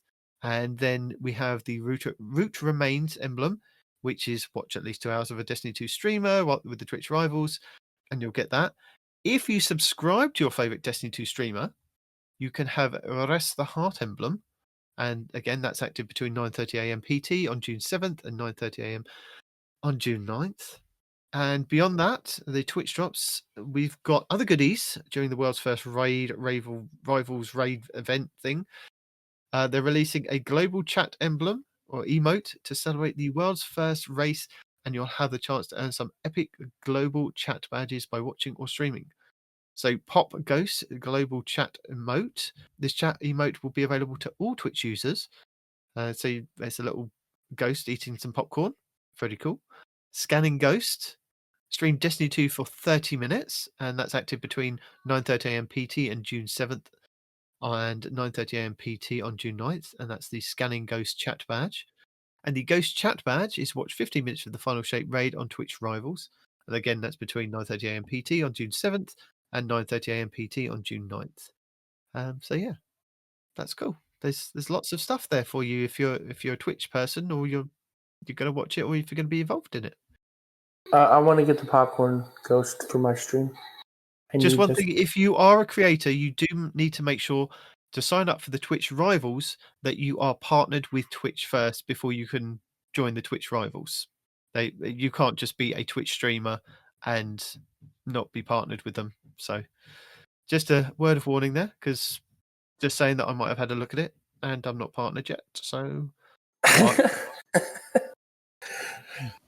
just saying you were excited and they were like, no. You don't get nice things. Now, were you not partnered, or was it because you don't live in the US and they're like, we don't want you anymore? Well, on the Two Titans, I looked on the Two Titans because I thought, we might do it from the Two Titans, do a stream from there.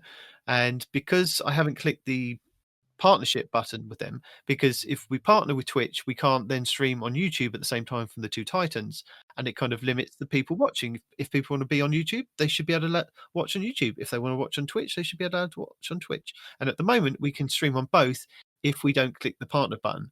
But if we click the partner button, we can be part of their Twitch rivals gang. So So we are Twitch rivals, just not in the way that they think. Yeah, we're rivaling against you. Yeah. But I want to know: are you guys getting the display? Because that is a good looking poster. Yes, I am. Well, I got to convince my wife that it's a good investment. Okay. Yeah. Convince her then. What are you waiting for? Because my wife, like yours, is also mean, except mine uses weapons whenever I anger her. Yeah. Yeah, I was like that's a lovely display, but it doesn't do anything for me. I'm sitting here looking at this going, I'm not even sure. I mean, I know it's like the raid bosses, but it's lovely, but yeah, not for me. I think it's weird. I also didn't Pantheon either, so it's not like I, have met most of these people. They don't know me, I don't know them. Yeah, but you've raided though, right? Yeah, once or twice. Usually with the saxophone accompaniment. There's Golgoroth, there's the Witness, there's the Taken King. The Witness doesn't know me. Well, I mean... Rolk, we've never met. Look, I've met all of them at least once. They weren't happy to see me, and I haven't been back since. I tell you what, the Pantheon version of Rolk is actually legit hard. Having two Rolks dancing around kicking the crap out of you sucks. I can imagine. Yeah. That's why we haven't been in there. Yeah. That's why I'm way over here where it's safe. Yeah. But there's also a Pantheon Creator Challenge continuing. No, it's concluded. Yeah, it's concluding. It's over. Yeah. And after 4 weeks, they crowned the winner. Congratulations to Team Sweat, who is the Sweat Skull, the captain, Evan F 1997, Pure Chill, Benny, Yellow's Light, and Respawn's personal favorite, Sneaky Beaver. He actually is. Shut up. Leave me alone. Yeah, that's what I I'm still saying. ain't followed him. I need to go follow him just to give him a follow. Favorite from afar. Yeah. So the team's captain Sweat Skull will receive their real life Falling Guillotine Brave Arsenal sword. So that's a fun thing to have. Does it have an edge? It does. The funny thing is, I know if I got something like that, even like a Gallahorn, and put it up on the wall or put it somewhere, my kids would get it and they'd be swinging it around and hitting each other with it. It'd be destroyed within days. 100%. Yeah. They go, oh, what's this? Is this a sword? Yeah, let's see if it can cut anything. No, it's just foam. Oh, God, it's broken. Is it foam? Well, I'm just throwing it out there. It could be foam. It's not going to be a real life sword that you could kind of... It should be if only one team gets it. It should be. No, Bungie's not going to ship weapons to you. It's a life-size physical fabrication of the fan favorite Falling Guillotine. I don't see a downside. You do have to swing it around, though. That's the only thing. You have to swing it around just like the Falling Guillotine. You got to spin it like a circle, like a Beyblade? Mm-hmm. Yeah, 100%. This is your weekly rundown of the Final Shape, Week 1, starting on June 4th. This week sees the release of the Final Shape expansion, sending Guardians into the Pale Heart to stop the Witness and their forces, bringing about the end of the universe as we know it. And on Friday at Reset, Guardians from around the world will have the chance to become legend, and battle in the world's first raid race for the Final Shape raid, Salvation's Edge. If you can't find a fire team, then Twitch Rivals has you covered, with all your favourite streamers. And if you tune in for 2 hours over the weekend from the 7th to the 9th, then you will be awarded with 2 very unique emblems. As this is the first week of the new expansion, past activity locations on the Helm or Into the Light will have new locations, and challenges in Eververse won't be available until the game goes live on June 4th. So stay tuned to this channel for the updated Week 1 videos for any missed information. Also, with this being a new season, we will have a legendary Lost Sector shakeup, meaning we won't know the order of the Lost Sectors and featured weapons until we've had a full rotation. Some or all of our legacy rotations might also be reset as well, but if they continue in the same order that they've done in the past year, then for our legacy rotation, the Dreaming City this week is at a strong curse level. Petrovenge will be found in Rio Silvia with the Dark Monastery mission. The Blind Well features Taken enemies and the Plague Inamina. The Ascendant Challenge will be Ouroboros over in the Aphelions Rest Lost Sector. On the Moon, the weekly story mission is in the Deep. The Trove Guardian is located in the Hellmouth, while the Wandering Nightmare is the Nightmare Resortal in Sorrow's Harbour. Nightmare hunts Tanix, Isolation, Zydron, Servitude, and Ghoul Rage. On Europa this week, Praxis the Technocrat will be the Empire Hunt, Cadmus Ridge will be the Eclipse Zone, and the Exo Challenge will be Safeguard. Dares of Eternity legendary rounds are Hive, Fallen, and Velastar Arc. The Scatterhorn armor set and the Lycan armor set will be available in Dares of Eternity with Weapon Set 3. Chroma Rush, Ignition Code, Grid Skipper, Farewell, Sondra's Tale, Shattered Cipher, Main Ingredient, Long Shadow, Last Dance, Toil and Trouble, Wishbringer, and Last Perdition. The Witch Queen Weekly Story Mission is The Ritual, Altar of Reflection's Choice, and Altar of Reflection's Insight. The Lightfall Weekly Mission is Downfall, the Partition Mission will be Hard Reset, and the Vexed Incursion will be Liming Harbour. The raid challenges should be as follows, but they are subject to change. The Korota's End raid challenge this week is his second encounter, Cross the Bridge, called Precarious Balance. The Root of Nightmares raid challenge this week is the third encounter, Macrocosm, called Cosmic Equilibrium. The Kingsfall raid challenge this week is the fifth encounter, Oryx, called Hands Off. The Vow the Disciple challenge this week is the fourth encounter, Rogue, called Looping Catalyst. The Vault of Glass challenge this week is the first encounter, Confluxes, called Wait For It. The Deep Stone Crypt challenge this week is the second encounter, Atrax 1, called Copies of Copies. And the Garden of Salvation challenge this week is the second encounter, Spire Defense, called A Link to the Chain. Your pinnacle raid will be the Last Wish over on the Dreaming City, with all challenges available for each encounter, with the Exotic Fusion Rifle 1000 Voices being farmable from the final boss. The pinnacle dungeon will be Duality over on the Derelict Leviathan on the Moon, and the Exotic Mission Rotator will be Operation Seraph Shield, with the Revision Zero Exotic Pulse Rifle being the main reward. The Season of the Ceres weapon set, and Ikelos weapon set, with the Warmind's Avatar armor set. The exotic missions, the Whisper and Zero Hour, will also be available in a new location. Our first feature, Nightfall Wars, is face off against Belmont Transcendent Mind in the Glassway over on Europa. The 6v6 Control playlist will be Control, Supremacy in the Party Relentless playlist, with Showdown in the 3v3 playlist. And as this is a raid race weekend, there may be no Trials of Osiris this first week. And that's it for the first week of the final shape. Fireteam Finder voice chat update. We're making coordination with your fire team in Fireteam Finder even easier. With the launch of the final shape, we're adding a new voice chat channel for Fireteam Finder lobbies. Players will be able to use voice chat to coordinate their plans and discuss options before launching into the activity. Yes. Once in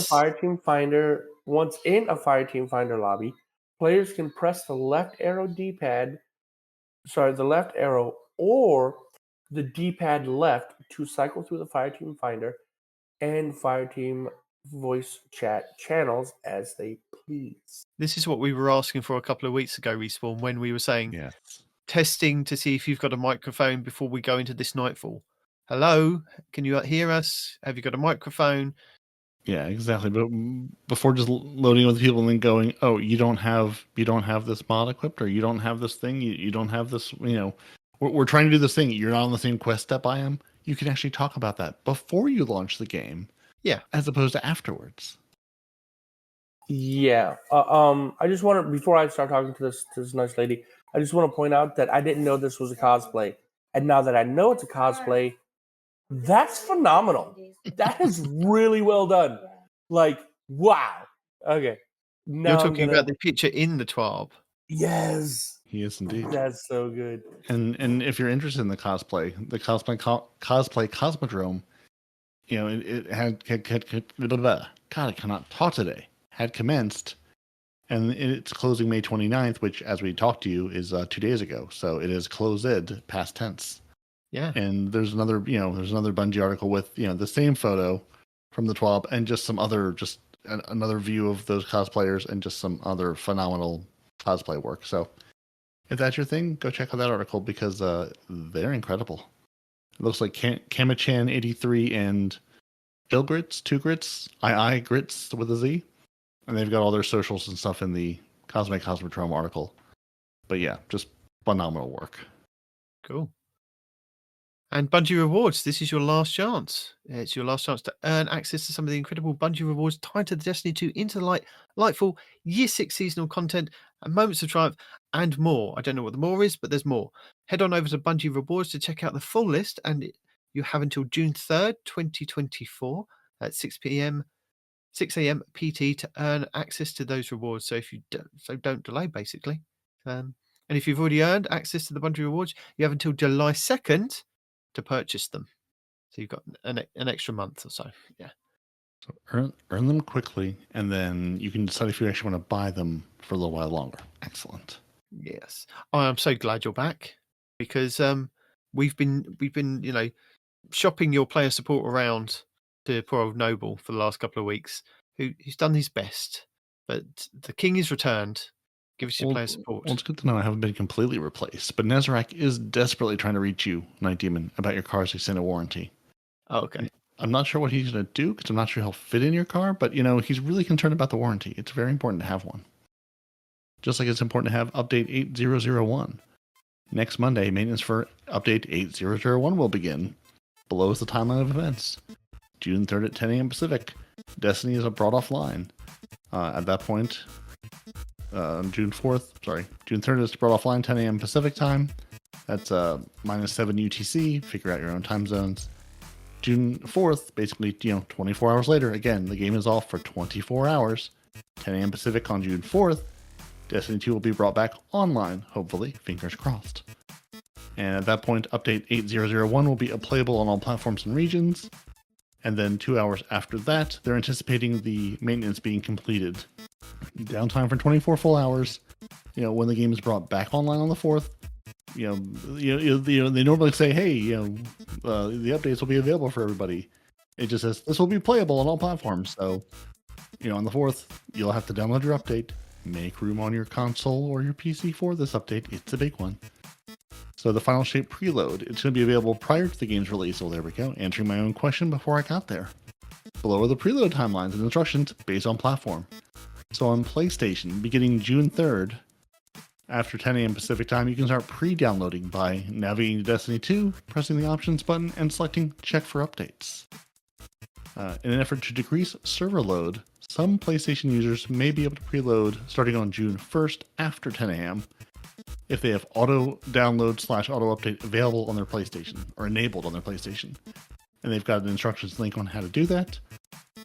So as early as, what day is the first? So tomorrow, as early as Saturday morning, you may be able to start preloading on PlayStation because they leave the game early anyway. So it's up there. Surely though, but surely if you preload it, you won't be able to play Destiny. Maybe not. Or maybe you have the exclusive. I can get in and play it before everybody else. Sony Pass.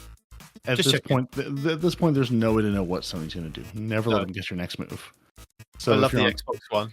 Yeah. So if you're on Xbox, it'll be available shortly after Destiny 2 is taken offline for the maintenance on June 3rd. So sometime during June 3rd, it'll be available.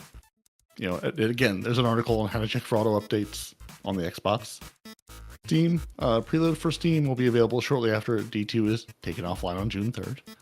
So it'll be added to the download queue once it's available to preload. Again, there's an article there if you're going, how do I do this? How do I double check? Epic Games, same thing. And Microsoft Store, basically, if you're playing this on Windows, so if you're on a computer, it's the same thing. Whether you're on the Microsoft Store, the Epic Games Store, or Steam, shortly after the game is offline, June 3rd, you'll be able to preload. So PlayStation can preload early. The rest of us have to wait till the game goes down, which is fine because it's 24 hours to download. And what are we downloading exactly? Well, friends, your PS5, you could just play days early, so you don't have to worry about it. But I guess if you have to actually download it to your PS5, you're going to need, in addition, you're going to need 143 gigs of available space. Wow. And just wait. PS4, you're going to need 129 gigs of available space. Xbox One, we're going to need 139 gigs. Now these are the storage needed for current D2 players, and the install sizes are largely all the same. Some of these install sizes are slightly smaller. So this isn't additional space you're going to need. This is the total space you're going to need. So they make it a little bit... I get what they're trying to do. I wish they laid it out a little bit more clearly, though. No, but you're going to do that for us. We're going to try our best. What? So Xbox Series S and X, 165 gigs. Steam, you're going to need 300 gigs of space. We'll get to you in a moment. Epic Game Store, 280 gigs. And Microsoft Store, 156 gigs. So basically, they've got some install sizes listed for if you're on the PS4, your current install size of Destiny is 110 gigs. And the new update preload is about 18 gigs, so 129 gigs total. Whereas Steam, if you're on Steam playing Destiny 2 right now, you've got about 144 gigs installed, assuming you have all the expansions and all the updates and all the everything. So your preload is going to be an additional 155 gigs. So you're going to need 300 total gigs, 299.7 gigs on PC. Why? No, not PC. Not PC. Steam. Because Epic Games and Microsoft are both less. That is specific. Epic Games is only slightly less. You'll need 280 gigs versus 300 gigs. So Epic Games Store, slightly less. Microsoft has clearly worked some dark magic just to say you're going to need the same amount of space. And the consoles are a little bit slower. Yeah, but if you've got a slower internet connection or a chock full console or whatever, make some room because you're going to need some extra space to play this lovely game. So the final shape day one known issues list. They're coming up with an issues list for something that's not even out yet. No, there's no list. There's no lists. They already know what's broken. Just like also, if you're trying to play on Windows 7, 8, or 8.1, no, you're not because they're ending support with the final shape. So while you can still go play Destiny 1 on your old consoles, you will not be playing Destiny 2 on any of those older Windows systems. Oof. And yeah, there's no issues list. They're finalizing it. They're getting some information ready. They're going to have a list published before the game goes live, just like they do with every expansion. Right. Well, they're going to tweet it out and probably likely put it in the next TWAB. They're going to tell us, hey, here's the things we already know are working a little bit wonky. But they'd also here's the exotics you can't use in the raid. Here's that's the TWAB that goes live on the Thursday before we go into the raid. Yeah, and just like Seasons of the Wish and Into the Light end June 3rd, so make sure you claim all your expiring rewards, including your seasonal seals and rewards, season pass items, season vendor rewards, Shaxx, Zavala, Drifter, and Saint 14's rewards, Banshee 44 reputation items, and your Bungie rewards. The rest of the rewards, just leave them there. You'll be fine. You don't need them anyway. I was thinking about this, right? Were you thinking about the content vault updates? Well, no, hold on. I was thinking about, because you just mentioned the date, right? So we have, it's going to be down for 24 hours, which means it won't be back up until Wednesday. So you have from Wednesday to Thursday. It'll be up on Tuesday. They said 24-hour down. It'll go down on Monday. It'll go down on Monday. Oh, and it okay. To the 4th. Tuesday is the 4th. Gotcha. Okay. Does that negate whatever you were going to say? Yeah, because I was going to be like, to get raid ready, you have basically 2.5 days, Bless him. To get to that light level. But, you finished the campaign and you're raid ready, so good luck. Yeah. Godspeed. Fair enough. But with the start of Year 7 of Destiny 2 on June 4th, which is a Tuesday, certain items will be deprecated from the player's inventories that correspond with vaulted activities and seasonal campaigns. They will be moved to the Destiny Content Vault. Ooh. They have updated the Vault article to reflect these changes. They have also created a new article of items being deprecated at the start of Year 7 for players to reference. Now, I know it's been mentioned, all the things that are going away. But Nitedemon, you know what you're not going to have to worry about? I don't know. What am I not to worry Starting about? soon? Well, soon you're not going to have to worry about all bounties, missions, quests, engrams, seasonal heirlooms, artifacts from Season of the Defiance, Deep, Witch, Wish, and Into the Light. All your ritual and pinnacle weapons and ornaments from the tower vendors. The gear will be available in your, Lost Light Exotic archive. Okay. All your legendary shards go away. So remember, they actually go away this time. So if you want to spend them on glimmer, raid banners, whatever, legendary shards are getting taken away. Whoa. Don't bother with your Vanguard, Crucible, or Gambit bounties. They're all being replaced by the Ritual Pathfinder reward system. So, like, if you have a bunch of engrams from past seasons, what you're telling me is those artifacts are going away, and we have to burn those engrams before Monday. Mm-hmm. Yeah. I'm also telling you the mementos. These will become a one-time consumable at the launch of Final Shape, and they will appear under any unlocked for any crafted weapon when consumed. Note, mementos will share the same inventory space, so you can still only have one at a time. Whatever, they're mementos, they're silly. Great. Dismantling these before Final Shape will not add them to your current crafted weapons inventories. So don't dump your mementos early. Wait for the Final Shape. Crafted and enhanced weapons will no longer need to visit the relic to apply mementos. The relic on Mars to apply mementos. Players can apply the memento of choosing in their weapons inspection screen. Your memento stack cap limits will be raised from 1 to 3. So better, so you can hold more than just the one. If you're holding 3 or more of a particular memento, it will not drop again until you spend 1 to make a space available for it. Using or replacing the memento will remove it from the memento inventory. And also, all these mods are going away. Your boss spec, your Taken spec, your minor spec, your major spec, and your adept big ones spec. which makes me sad because no one will be talking about adept big ones anymore, and that's just a little bit sad. Also, keys. You know all those keys you've been holding on to? Your Defiant keys, your Deep Dive keys, your Salvage keys, all those go away. That fishing tackle that you've been sitting here going, what smells kind of in the ship in the back there? Fishing tackle, going away.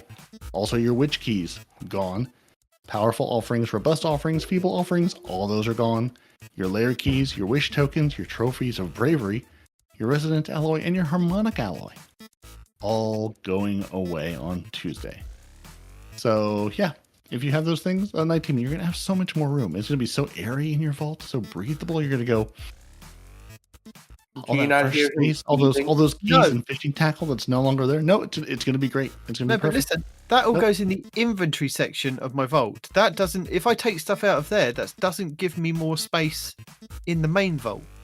Yeah, no. So it doesn't matter that. See, they're helping you, Night Team, and they're making it better. Well, I'll tell you what, they didn't make it all those things you don't have to worry about. They didn't make it better. I completed the final mission for the season, did the cutscene, went back to the holo projector and spoke to somebody, and at the end of it, do you know what they gave me as a reward? Absolutely nothing. 2 tokens in blue? No, a fizzled gear mod. I'm like, where has this come from? What am I going to need that for? A fizzled gear mod.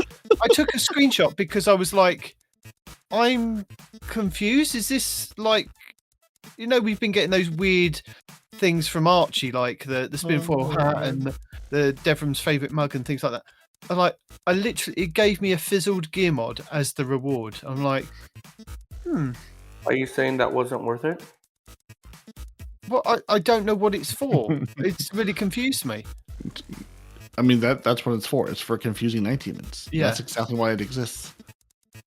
Yeah, okay. That's beautiful. Oh, no, Destiny is going to Destiny.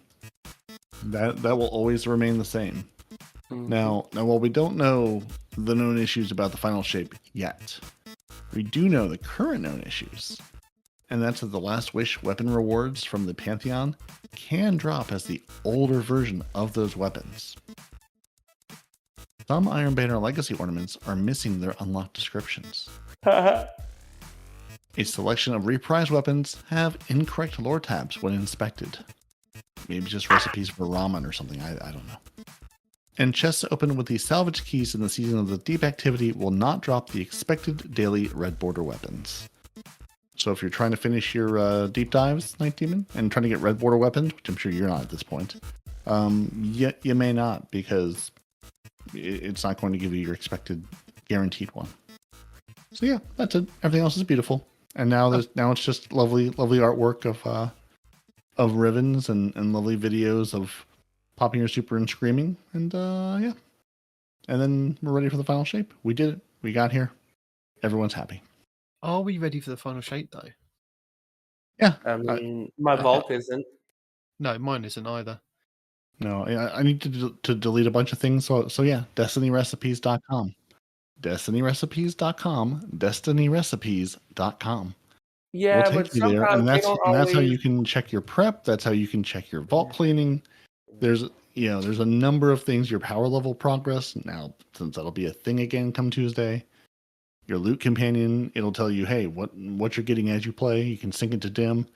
It's good times, but that's where you want to go if you want to check out your preseason checklist to say, do I have enough of the right kind of bounties? And also your vault cleaning to go, this is all trash, let's get rid of it. Who needs any of it anyway? Yeah.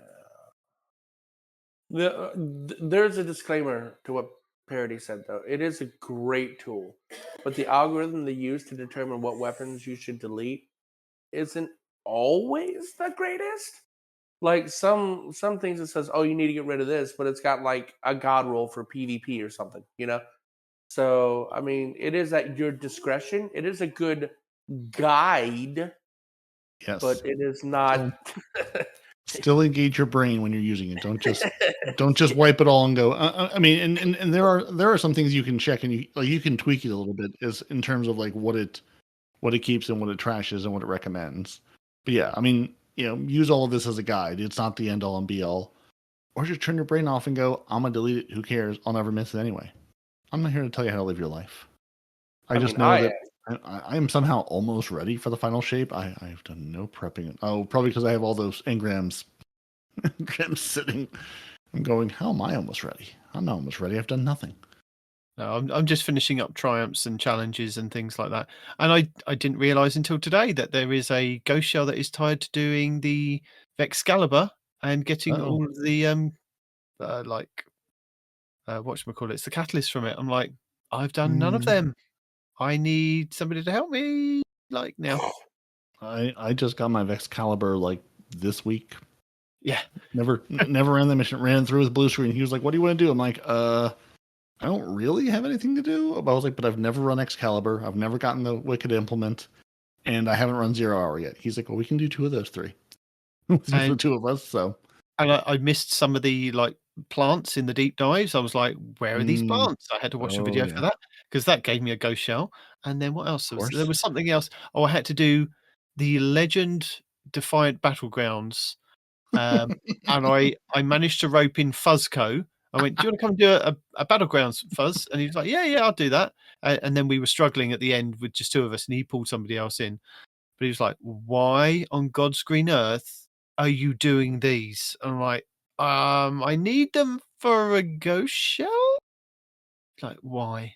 I need stuff that I don't really need, but I need to do them so that I've said that I've done them. Now, are you keeping these ghost shells, or are these ghost shells going right into the trash after you acquire them? We do not talk about what we've done with the ghost shells. We know that we've unlocked them, and we have the ability to re-unlock them if we want to look good with those specific ghost shells or emblems or anything else that we've kind of done.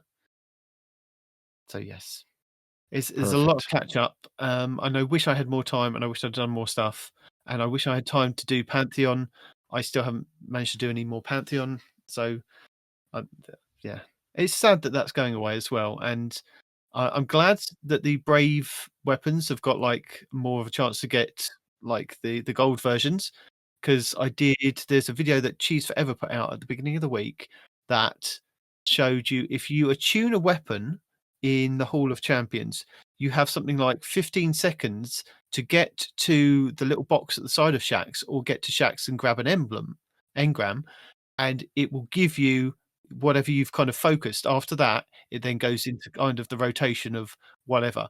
So the best ones to kind of focus for me were like Luna's Howl or the Blast Furnace, because they're literally outside just by the steps, so I can easily get to like Shaxx or the little box. So I've been focusing those 2, and I've actually got 2 Blast Furnaces that are like the golden weapons, and I was like, this is so amazing. I've got 2 now. I'm so excited. They were quite good rolls as well. So I'll link the video in the show notes. Not that anybody's probably going to have much time, but Cheese Forever, bless him, put out this video that showed you that you can attune, and as long as you kind of get to the box before like 15 seconds are up, you can get these weapons. So where's my Blast Furnaces? So I got one that had Kill Clip and Rampage on it, Head Seeker and Snapshot Sights with Accurized Rounds, Flared Magwell, and a Handling Masterwork. Or I've got one that has in Rampage, a One for All, Kinetic Tremors, and Head Seeker, and then Alloy Mag, Appended Mag, and that's got a Range Masterwork. So I've got 2 shinies that I'm quite happy with, and that's it at the moment. And I've gone through, I think, about 300 tokens because I didn't realise that I hadn't purchased any of the hunter gear for the celebration stuff. So I now did that. I've got all my gear now. I'm happy that I've unlocked all the boxes. I've ticked all the boxes to get my Brave seal. I'm very brave now. I've done all the Brave stuff that I can think of, but I just want to play more Onslaught to get more chances at the weapons to drop, I guess. But then I've still got all the other things that I'm kind of in my head that I need to do, like the Excalibur stuff. Or you can just wait. Or I could just turn it off and wait. Yes, I know my wife would be exactly the same. She'd be telling me, why are you bothering? You've got the new stuff coming on Tuesday. You're just stressing me out, stressing yourself out, trying to get it done. But I think deep down, I'd feel much better about it. You would. You'd say, there's a thing here I could have, and I want to have the thing. Yeah, exactly. So you can tell her there's more expensive habits you could have instead of, playing Destiny. You could be drinking. You can be buying guns. There's way worse habits to have than playing Destiny 2. You should let her know that. So, have you guys seen the infograph that's been put out this week? Where I know Court Projects has put out one that I'll link in the show notes that I've just sent to you guys in our chat, going over the prismatic subclass, and it goes over an overview of how the transcendence works with the light and the dark, and what the kind of the different grenades and abilities are going to be, and how they're going to be kind of charged up. And then in each section, he goes through the hunter, the titan, the warlock on what the supers are going to be, what the melees are going to be, and what the grenades are going to be, and what you can kind of choose from aspects and from each kind of section. So if you have a look through it. I'm looking through the chat. You said you posted it in our chat. Yes. Show I don't see it in our chat. There it is. All right. There you go. Shut up. Yes. So hunters, we have the Storm's Edge, which is the new Arc Super, Marksman Golden Gun, Deadfall Tether, Silence and Squall, or Silk Strike. Melees, you've got Combination Blows, Knife Tricks, Snare Bomb, Withering Blade, and Threaded Spectre, or Threaded Spike, sorry. Grenades, you've got Arc Bolt, you've got Swarm, and you've got Magnetic, Dustfield, and Grapple. And then the aspects, the new one, which is the Arc one, which is Ascension, which amplifies and jolts and stuns overload. And you've got Gunpowder Gamble, Stylish Executioner, Winter's Shroud, and Threaded Spectre. And you can do Blink, High Jump, Strafe Jump, and Triple Jump with Acrobat's Dodge, Gambler's Dodge, and Marksman's Dodge. And then you get your Hailfire Spike, which is your grenade, which scorches, slows, and ignites. Lots of cool stuff there. Titans, we have Thunder Crash. We have the Hammer of Soul, the Twilight Arsenal, which is the new one with the axes, Glacial Quake, and Blade Fury. Then we have Thunderclap for the melees, Hammer Strike, Shield Throw, Shiver Strike, and Frenzied Blade. For grenades, we have Pulse, Thermite, Suppression, Glacier, and Shackle. And for aspects, we have Knockout, Consecration, Unbreakable, Diamond Lance, and Dranga's Lash. And we also have Catapult Lift, High Lift, Strafe Lift, Thrusters for class abilities, Rally Barricade, or Towering Barricade. With our Electrified Snare, which is our new grenade while we're Transcendent. And that will give us Jolt and Suspend. And then for the Warlocks, we have the Storm Trance, the Song of Flame, which is the new one, the Cataclysm Nova Bomb, the Winter's Wrath, and the Needle Storm, the Chain Lightning for melee, Incinerator Snap, the Pocket Singularity, Penumbral Blast, and Arcane Needle, with Storm Grenades, Healing Grenades, Vortex Grenades, Cold Snap Grenades, and Threadlings. And your aspects, Lightning Surge. I did go through the ones at a time. Lightning Surge. We've got the new solar aspect, Helion, I believe it's called. Feed the Void, Bleak Watcher, and Weaver's Call. With Blink, Balance Glide, Burst Glide, and Strafe Glide. With Phoenix Dive, Empowering Rift, and Healing Rift. And then the Prismatic subclass features a total of 21 fragments that have interactions with light and dark or both sandboxes. So do you want to have a look at these? Did you want to go through these, Peroty? Yeah, so we've got the Facet Awakening. So rapid elemental kills or super kills generates your elemental pickup of the matching damage type. We've got your Facet of Balance. Rapid kills with a light damage grants melee, and your rapid kills with dark damage grants melee energy. Your Facet of Blessing. Your melee kill starts health regeneration for you, while Transcendent, your melee kills will start health regeneration for you and nearby allies. Your Facet of Bravery. Grenade kills grants volatile rounds for your void weapons. Power melee kills grants unravel rounds for your strand weapons. Your Facet of Command, suppressing or freezing a target reloads your equipped weapons and grants weapon bonuses. Defeating a suppressed or frozen target creates a breach or shard pickup respectively. Your Facet of Courage, your light ability deals increased damage to targets affected by the darkness debuffs. Your Facet of Dawn, and the Facet of Courage also gives you plus 10 discipline. Did I miss? Oh yeah, and then your Facet of Awakening is a plus 10 resilience. I was looking down too far and missed this also gives you, little perks on your weapons. This is also a really nice infographic because it's all color coded. by what the subclass is. So if you're trying to find, hey, where did that thing go? It's a really nice reference point. So yeah, your Facet of Dawn is going to be -10 to your strength, and it will do power melee grants you radiant, and your power melee kills grants you and your nearby allies radiant. I assume that's when you're transcendent. So it doesn't say that, but no, maybe not. So who knows? Either way, you punch things, you get radiant. Your Facet of Defiance is a +10 to recovery.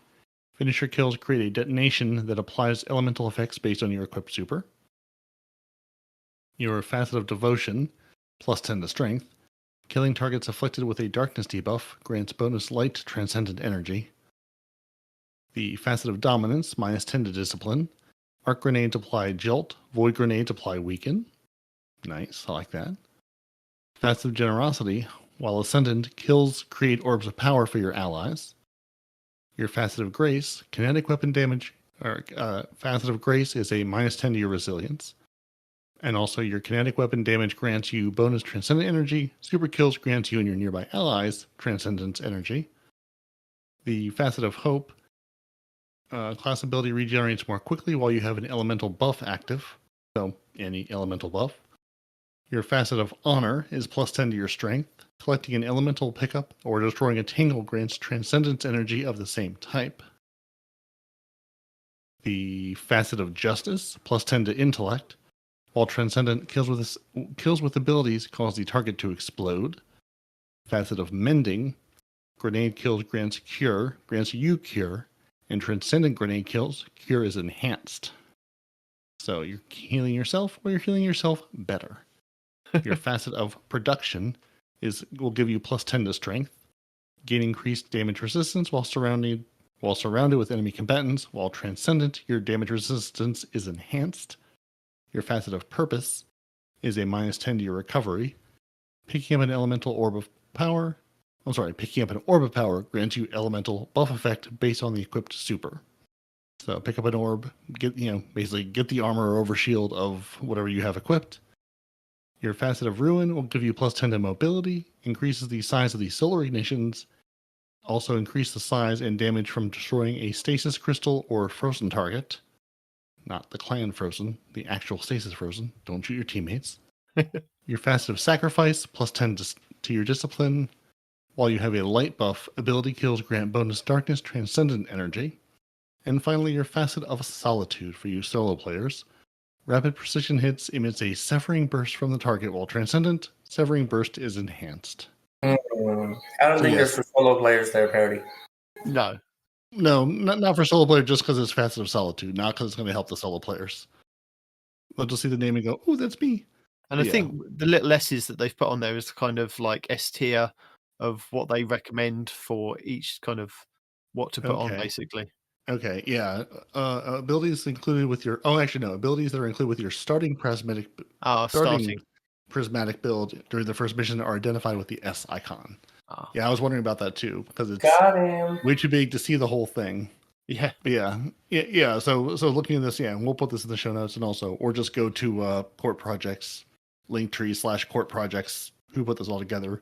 Also, one of the guys at the Massive Breakdowns PvE podcast. So if you don't listen to that and follow that, you should, because they're phenomenal. Yeah. But yeah, this is super helpful when trying to look at all this. And again, it's color coded. It tells you what's what. It has much more detail in all the different breakdowns of how this feeds into this and hey, this will also stun a barrier, or hey, this will also do an overload. So if you're trying to look at this and trying to plan out some builds, this is a great resource for this. Yeah. You should print this out so you can see the whole thing at once. Versus trying to go, it's here, it's there, it's everywhere. All you had to do was Control+ until it was the right size for your screen, Peroty. Well, no, I mean, I did that, but... Yes, yeah, on some things it won't go up any higher. There's just a lot to take in. Fair enough. So I do have some videos to kind of keep you ticking over. Like I said, the Fallout plays one. So he's tested the new exotics, and the wildest exotic is ... And he's played the final shape early again, and the new supers are unhinged, apparently, according to him. And then he goes over the weapons that we kind of talked about at the beginning. Destiny Fun, please. says that you've got to go and get this pulse rifle. It is craftable and it is doing amazing in PvP. And this pulse rifle got buffed and it's nasty now, the one and only of its kind. You've got to go and check out Destiny Fun Police's video on that. And I'm not telling you, Respawn, what it's called. Yeah, I know you're not. That's why I have to look it up, you butt. So yeah, that's it. Oh, and the 0 hour, the complete guide to 0 hour. I will give you the complete guide from Time Sausage Gaming, getting all the secret puzzles and switches all in one go. So if you haven't done that, you can do it all in one go. And yes, that's all my videos for this week. I guess you probably haven't had a chance to look at anything apart from all the official stuff that also we will link in the show notes, guys. Lots of official stuff, a handful of other things, but nothing. Again, it was mostly Cheese's video on how to cheese 0 hour, and I watched that. Yep, was like, hey, I've been at this for 11 years, which was just sort of his channel update, nothing, really game focused. No. Yeah, no, I have a massive watch later queue to get to, but no, I haven't watched a whole lot of it yet. Well, you've got a whole day of downtime, so you can listen to this show, you can watch the videos, you can get yourself accustomed to the final shape before we're in the final shape. We're nearly there. We are so close. Mm-hmm. And to make it even more hyped, or make me even more hyped, and make Respawn even more hyped, we're going to be on another show later on tonight that's going to be all about the hype. Yeah. We are going to be on the Megacast that all three of us normally get together with the Guardian Down, the Guardian Hub, Potato Thumbs, and Blue Boo Lounge. But it's grown even bigger. There's more of us now, and there's more people to talk about. So we've pushed Peroty to the side. Respawn will be there representing us. I will be there in the background listening in, maybe sending Respawn some questions because I'm going to be working at the same time. So I'm going to be there, but not there. But we are going to be there, Megacast, later on tonight. And that's going to be live, which you guys, if you're listening to this, probably won't know about it until this goes live. So we'll put a link in our show notes that we're going to be on that show as well, so that you can listen to that as well and have more hype and more opinions about it. Absolutely. And it will be in the Guardian Downcast feed and maybe in this feed if Nitedemon deems it worthy, because he is the final arbiter of all things. Yeah, that's a word. It is a word. Just like I'm the final arbiter of saying thank you to our lovely patrons, who we deeply, deeply appreciate. Like, Zep Orbit, Calvin Burns, J Slice 07, and K4, who cannot be threatened with a good time. We've tried. We tried to threaten them with good times, bad times, even just middle-of-the-road mediocre times. Can't be done. Our Otter Dance Troupe of the T-Rex Kings, Charlotte KM, Mel O'Malley, Dedicated William 64, and Renard Calant. Phenomenal dancers. And we know why they dance. It's because of the grenades. Thrown by Carter 2782, Golden God 1562, Noble, Basically Salt, Fire Squad 1688, and Coderson 105. That's why they threw the grenades. And Deacon still work on the Day 1 raid team of Damwee, Gravy Jeff, and PP Pipe. So thank you to all of our lovely patrons. We appreciate you. And if you'd like to join those lovely human beings, patreon.com/TTH. And I think this is where we also tell the people goodbye, unless there's any other secrets that you've been holding on to. Any other final shape advice, tips, tricks? No, just go and enjoy it. Go and have fun. And we will probably have a review out there at some point next week, at the end of the week, once we've played it and we've got accustomed to it, won't we, guys? Mm-hmm. There's a chance that could happen. Of course, by the time you hear this, any advice we give you is going to be too late because it's already going to be shut down for server downtime. But that's why you have 24 hours to sit and just soak in all the lovely content between now and then. Yeah. Get excited with us. Who's going to do day one with me? You guys are going to do day one with me, right? Yeah. Yeah, absolutely. Yeah. You don't sound very convincing at all. No, we're convincing. We are convincing. Yes, absolutely. All the way. I've got my snacks in and everything. Mm-hmm. He sent the wife and children away. He's got so much time. No, that's the final boss. We've got to get past the final boss before we can do the world's first. You're not the only final boss. Apparently, Nitedemon's wife is also a final boss. Light level's not that high, huh? Well, I think it's like the Cabal Shield brothers. They work as a team against us. Oh, is that what happens? Me and you have to gang up on the wives? Is that what it is? Yes. No, we need a fire team to take out the two Cabal Shield brothers. The wife Cabal Shield sisters, as they are. Oh, dear. You gotta take down one, then you can work on the other one from the cheese spot. Yeah, because the other one shields the other one. It's a whole rigmarole. You're gonna have to take out Luna first because she's got ranged weapon damage buffs. So yeah, we got to take out Luna first, and then we can get to the cheese spot because I'm pretty sure that Mrs. Demon only has melee buffs. So. Oh no, she has range. Oh, she has range. Oh well, damn, dude. Yeah. Sucks. It's a formidable boss. It And is. before I stumble over any more words for this week, thank you for joining us. Your Titans are Peroty and Nitedemon, your hunter is no one responds in real life. Thank you. Thank you. You can find this show wherever you can find this show. You know where to find it by now. Just type Two Titans and a Hunter into a search box anywhere on the internet. If you're confused by that, twotitansandahunter@hotmail.com. Send us an email and say, "Where's the show?" I have comments. I have feedback. I have things I want to tell you. You can find this show wherever you find your podcasts. Go to YouTube/Two Titans and a Hunter. Find this show, all the live streams, all the updates, the onslaught of videos. Join the Discord. You will be notified of every single live stream video update that happens. twotitansandahunter.com is where all the show notes live, and I do mean all of the show notes. That's where they all live. If you want to join the Auto Dance Troop, throw us with a good time, throw more grenades, patreon.com/TTAH. Looking for more casual encounter, coffee.com/twotitansandahunter. If you'd like to see this show live from the airport, from the motel, from the hospital, from Respawn's house, twitch.tv/no one respawns in real life. He also streams Destiny and possibly D&D, I don't know, other things. Go there, hit the bell, hit the button, find out. Twitch.tv/twotitansandahunter. Or again, if you prefer YouTube, also streams there. Go there, see the live streams, follow along, and some version of us will be back next week. Is it all three of us? Is it two of us? Will we be at home? Will we be in hotels? Will I be able to say words that start with W? The world may never know. Until next week, say goodbye, gents. Bye, Respawn. Bye, guys. Love daddy. Deuces. See you later. Bye. You won't see me. See you tonight. Okay. Bye. I'm gonna hear you. Maybe.